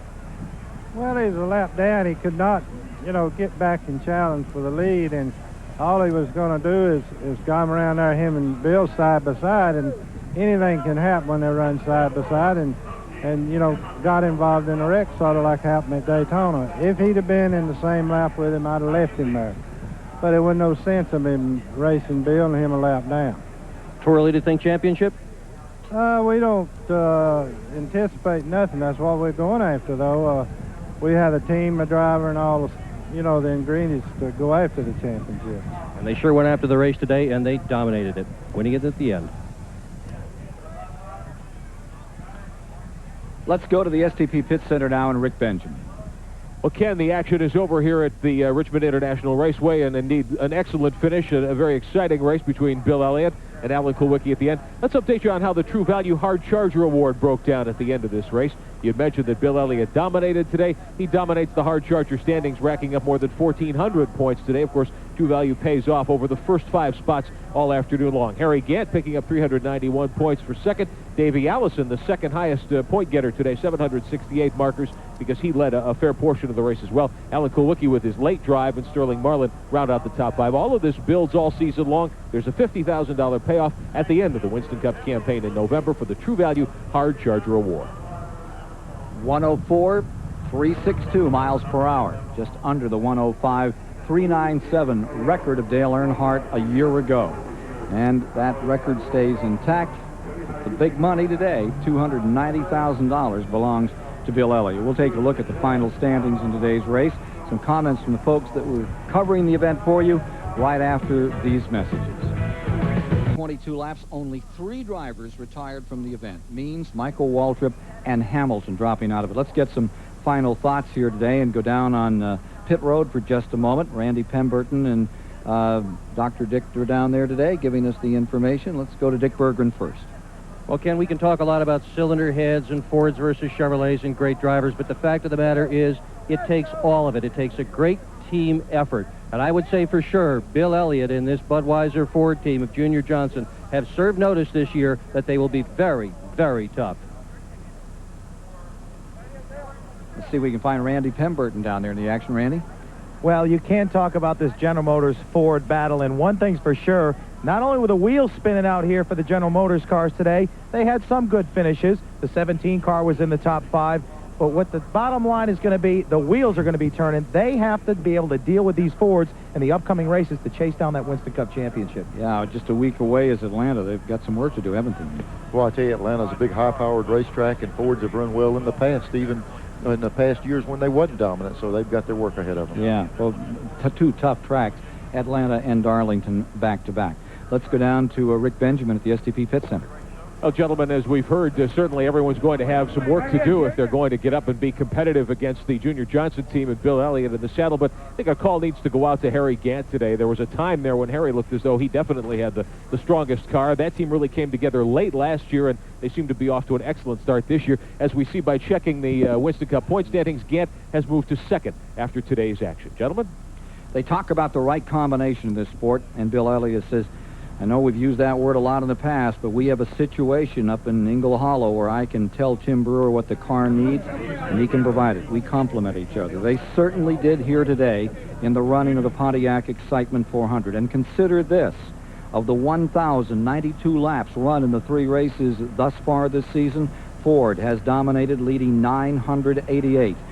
Bill Elliott comes home victorious by 18 inches with a record payoff of over $290,000. For Rick Benjamin, Dick Berggren, Randy Pemberton, and Neil Bonnet, I'm Ken Squire. So long from Richmond.